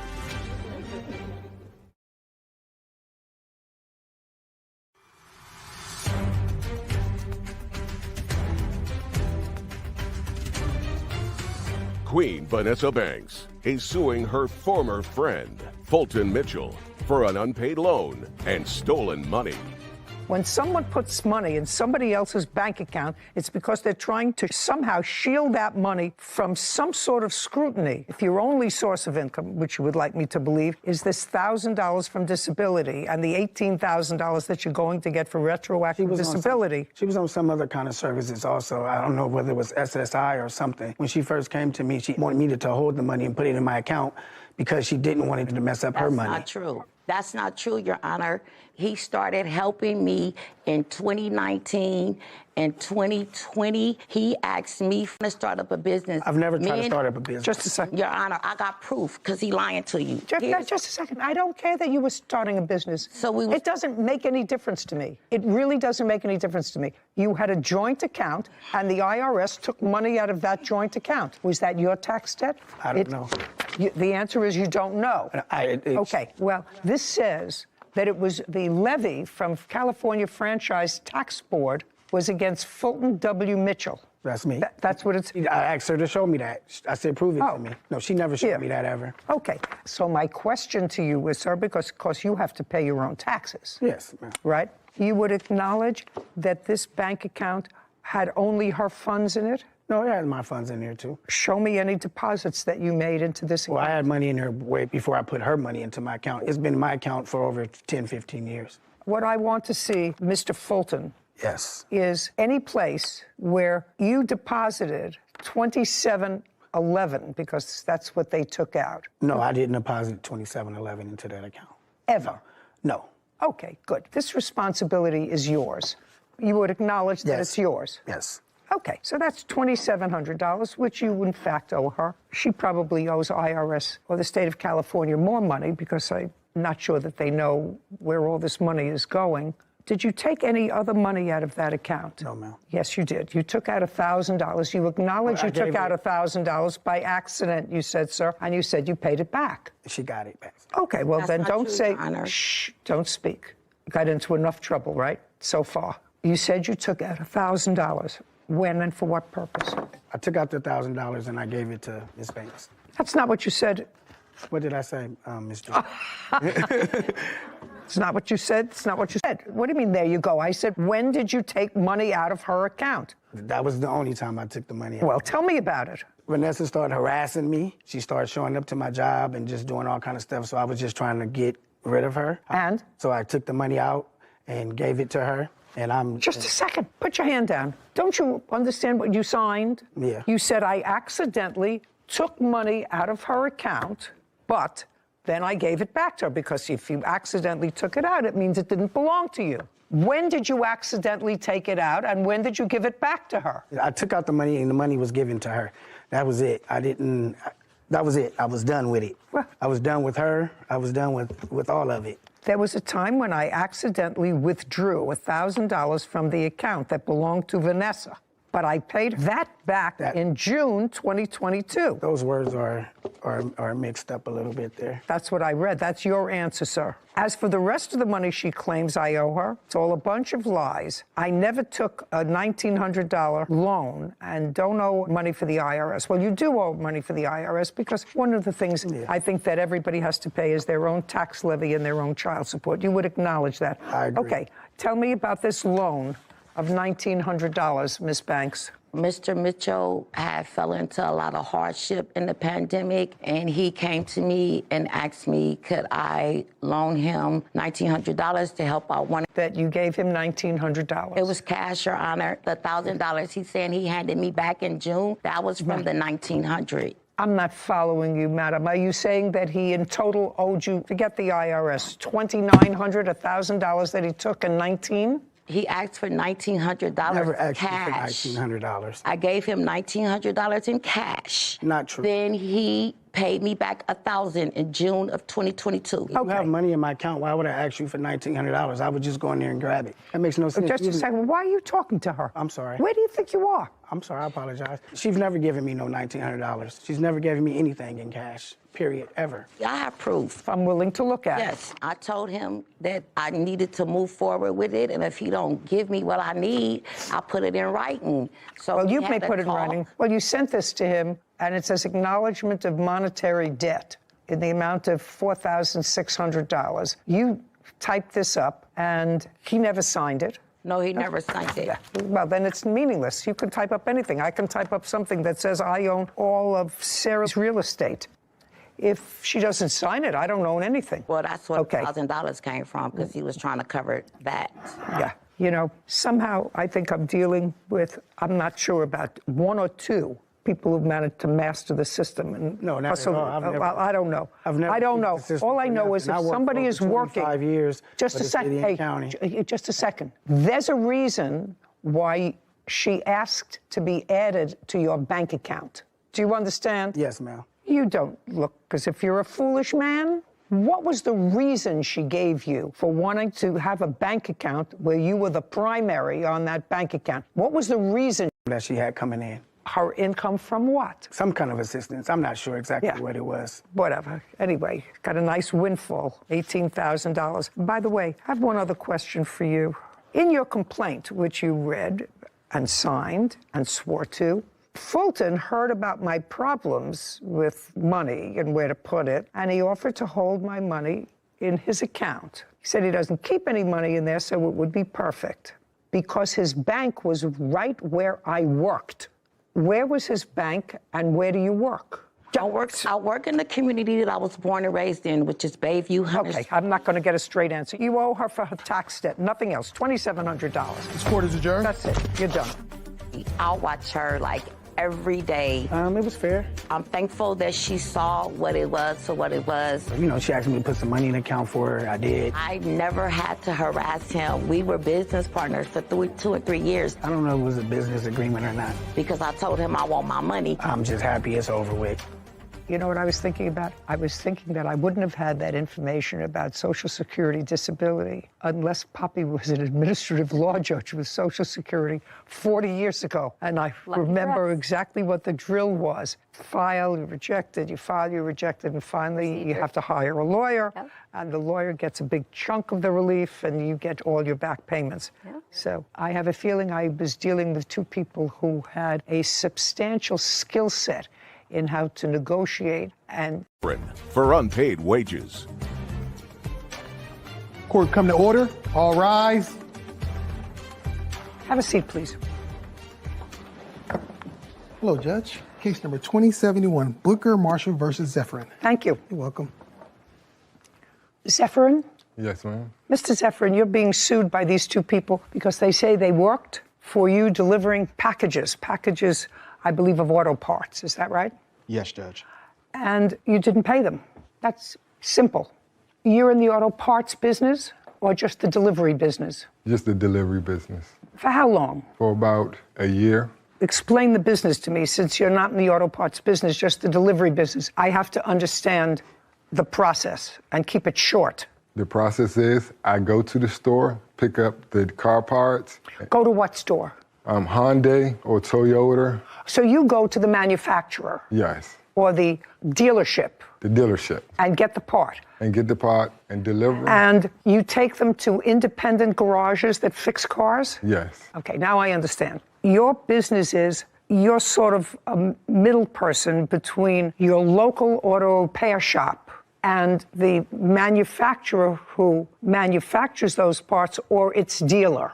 Yes, that's correct. We're the parts. So the part has already been ordered and paid for?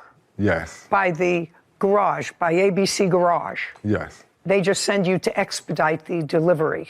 Yes, ma'am. And how much do you get paid for each delivery? Well, it's not by each delivery. At this particular contract, it was between $120 and $160 a day. And you said that this particular contract, what contract is that? This is the car parts contract. Before the car parts, delivering the car parts, I was delivering packages. But this operation was just car parts? Yes, it was. Now, at some point, these two people, how many vans do you have that deliver the parts? Currently, I have one van. What were they using to deliver the parts? The van that I have. And what did you do? I worked in my 9 to 5. You had a different job? Yes. What kind of job did you have? I work at the Navy Yard. So this is sort of a side gig? A hobby, I would say. Well, a hobby, $120, $160 a day is a nice hobby. The garages. They also used it for personal use too, yeah. I don't care, but they used it because you didn't use it. You were doing your day job, according to you. Yes. And this was a side gig where these two people were working during the day to deliver the parts. Mr. Marshall was working during the day. Okay, let's just say Mr. Marshall. Okay. Now, Mr. Marshall sort of contracted with Miss Booker, or did you? Mr. Marshall did. You contracted with her. You agreed with her that you would split up this delivery. You would do it a couple of days, and she would do it a couple of days. Yes, Judge. Okay, so you had no direct agreement with him. Miss Booker, look at me. My question is, did you have a direct agreement or ever meet or discuss salary with the defendant? No, I did not discuss. And you can sit down. Okay. Because you have to have some sort of an agreement with someone in order to sue them. You had no agreement with him. Whatever agreement you had with him, correct? Is that right? Yes. And am I correct, Mr. Marshall, that you were supposed to be paid, according to you, a certain amount per day to make these deliveries? You decided you wanted to work 3 days a week and she would work 2? Yes. That's what I thought I read. Okay. Paying him $80, you were working your day job, and Sue, you were either going to get $40 or $80, depending upon the work that was done, right? Correct. And you were going to get that as a result of his work. Yes. Perfect. Now, this is what you say. You say that you all decided to go into business together. You bought this van. You paid for the insurance. He was going to work and make the deliveries. I'm telling you what you wrote. Okay. And if you have a problem with that, you'll tell me in a minute. Okay. He was supposed to work, make the deliveries, and not get paid until you paid off all your expenses, your startup expenses, the van, your insurance. Didn't you say that to me? Yes, I Or maybe I'm thinking about another case. I did say You did say that to me. I just wasn't correct, the we, because I bought the van and I paid up all the stuff. I said you paid. I didn't say he paid. You paid the van. You paid for the insurance. He was going to drive. He says you were supposed to pay him $80 a day to do that because you had a full-time job. You were making your money. Your defense to it is that that was not the agreement. The agreement was, this was the van. $2,000. So it was an old van. Yes. And how many months did you work at this job before you had a kerfuffle with him? A year and 3 months. Is that correct, sir, that he worked a year and 3 months? It seems more about close to a year to me. And when you say you worked for a year, was that 52 weeks a year? Yes. 5 days a week? Yes. Sometimes on Saturday. From when to when? I would work, depending No, from what month and year to what month and year? January 2021 until March or April 2022. And in that year plus, how much money did you make? If you kept records of the days that you worked and how many hours you worked and how much you were supposed to be paid, then I could look at that. But I can't do this. This is ridiculous. Judge, may I explain? You can try, but you're going to be unsuccessful, Mr. Marshall, but I'm going to give you an opportunity to try. And later today. He did, in fact, bring you a truck. He didn't. Never brought you a truck. Never brought me the truck, never returned my money, anything. Oh.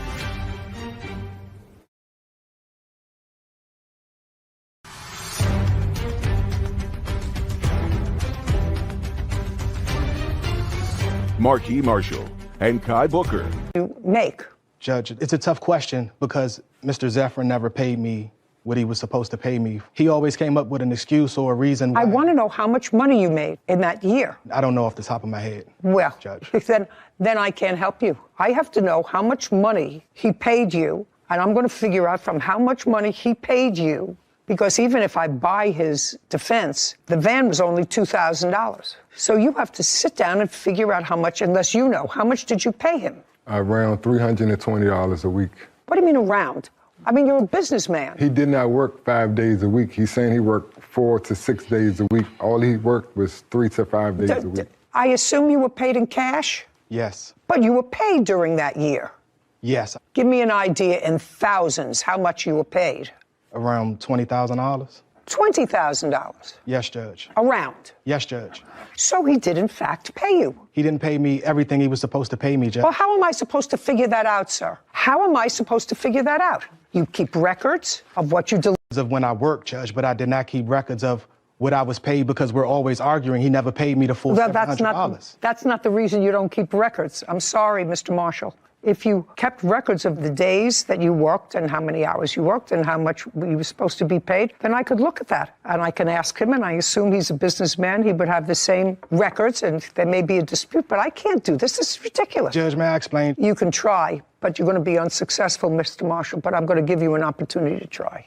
I appreciate it, Your Honor. Mr. Zephyr was my friend. We went to the same high school, played on the same high school basketball team. I was the MVP, he was the team captain. Recently, his health has been declining. Because his health has been declining a year ago, I went to Mr. Zephyr and I said, I'm a private contractor and I have different contracts or places. I think that you should do private contracts so you can spend more time with your kids and your wife. I apologize, but I'm emotional. Well, don't get emotional. I used to love Mr. Marshall. This gentleman. Mr. Marshall, what I'm telling you is don't get emotional. This is not... Okay. It's a sad thing that you know each other for a long time, I hear, and that it's come down to a case in court. But you have to understand that in order for me to make a judgment, I need facts and information. And it's not as if you're saying to me that you delivered packages, which he acknowledges, and you were never paid. What you say is that you were shortchanged. Yes, Judge. And you have to be able to show me worked and what you were paid.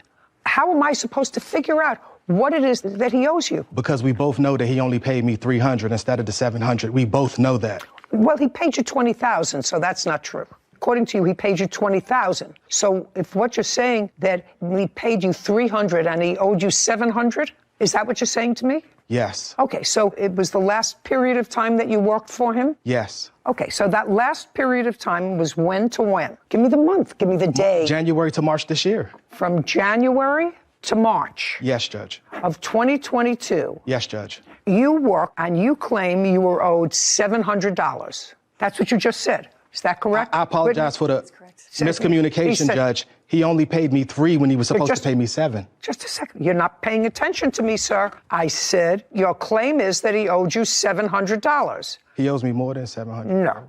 What you said was he owed me $700 and he only paid me $7. He only paid me $3, which means he owes you $400. Correct, Judge. And that was from a January to a March. Yes, Judge. Okay. Do you have any records of that, sir? I paid him in cash, so I don't have any records of the payments that I was paying him. Mr. Marshall, he really never wanted me to keep records. Okay, don't tell me what he wants. It's your business. Don't be foolish, sir. Did you have a dispute with him over this $400? I did. We had many disputes. Okay. Did you, in those disputes, refer to a part that got misdelivered by either the plaintiff or the person who he subcontracted with that caused you to lose a customer? Yes. Okay. And was that the reason that you didn't give him the $400? Just listen to my question. You had a dispute after all this time over a part, according to your answer, that was misdelivered to a customer. Yes. Which caused you, according to you, to lose the customer. I don't know that. But that you indicated was the reason that this arrangement went south. So my question to you is that why you didn't pay him the $400? No, it's not. He didn't return my van. Oh, so the reason you didn't pay him the $400 that you... Yes, I did. How many days later? 2 days later, after I threatened to call the police. Okay, you owe him the $400, sir. Judgment for the plaintiff for the amount of $400. We're finished. Thank you. This court is adjourned. You can't keep somebody's van for 48 hours and still expect your money. He's lying about the fact that we stole the van and that we had it for those 2 days. I think it was really bad that he's suing me over this. We've been friends since high school. Document everything that you do when you do it. That would make better sense. But hey, things happen. He got a new girlfriend and things happen. Not a difficult situation. If you choose to pay an employee in cash, you have to keep records. Both parties should have kept some sort of records. Otherwise, what they were asking me to do was guess. This defendant actually made it easy for me because without his statement, I would have dismissed the case. He said the reason he kept the $400 because the plaintiff did not return his van right away, kept it for 2 days. Well, that's sort of retaliatory. How do you fix $400 as costs for keeping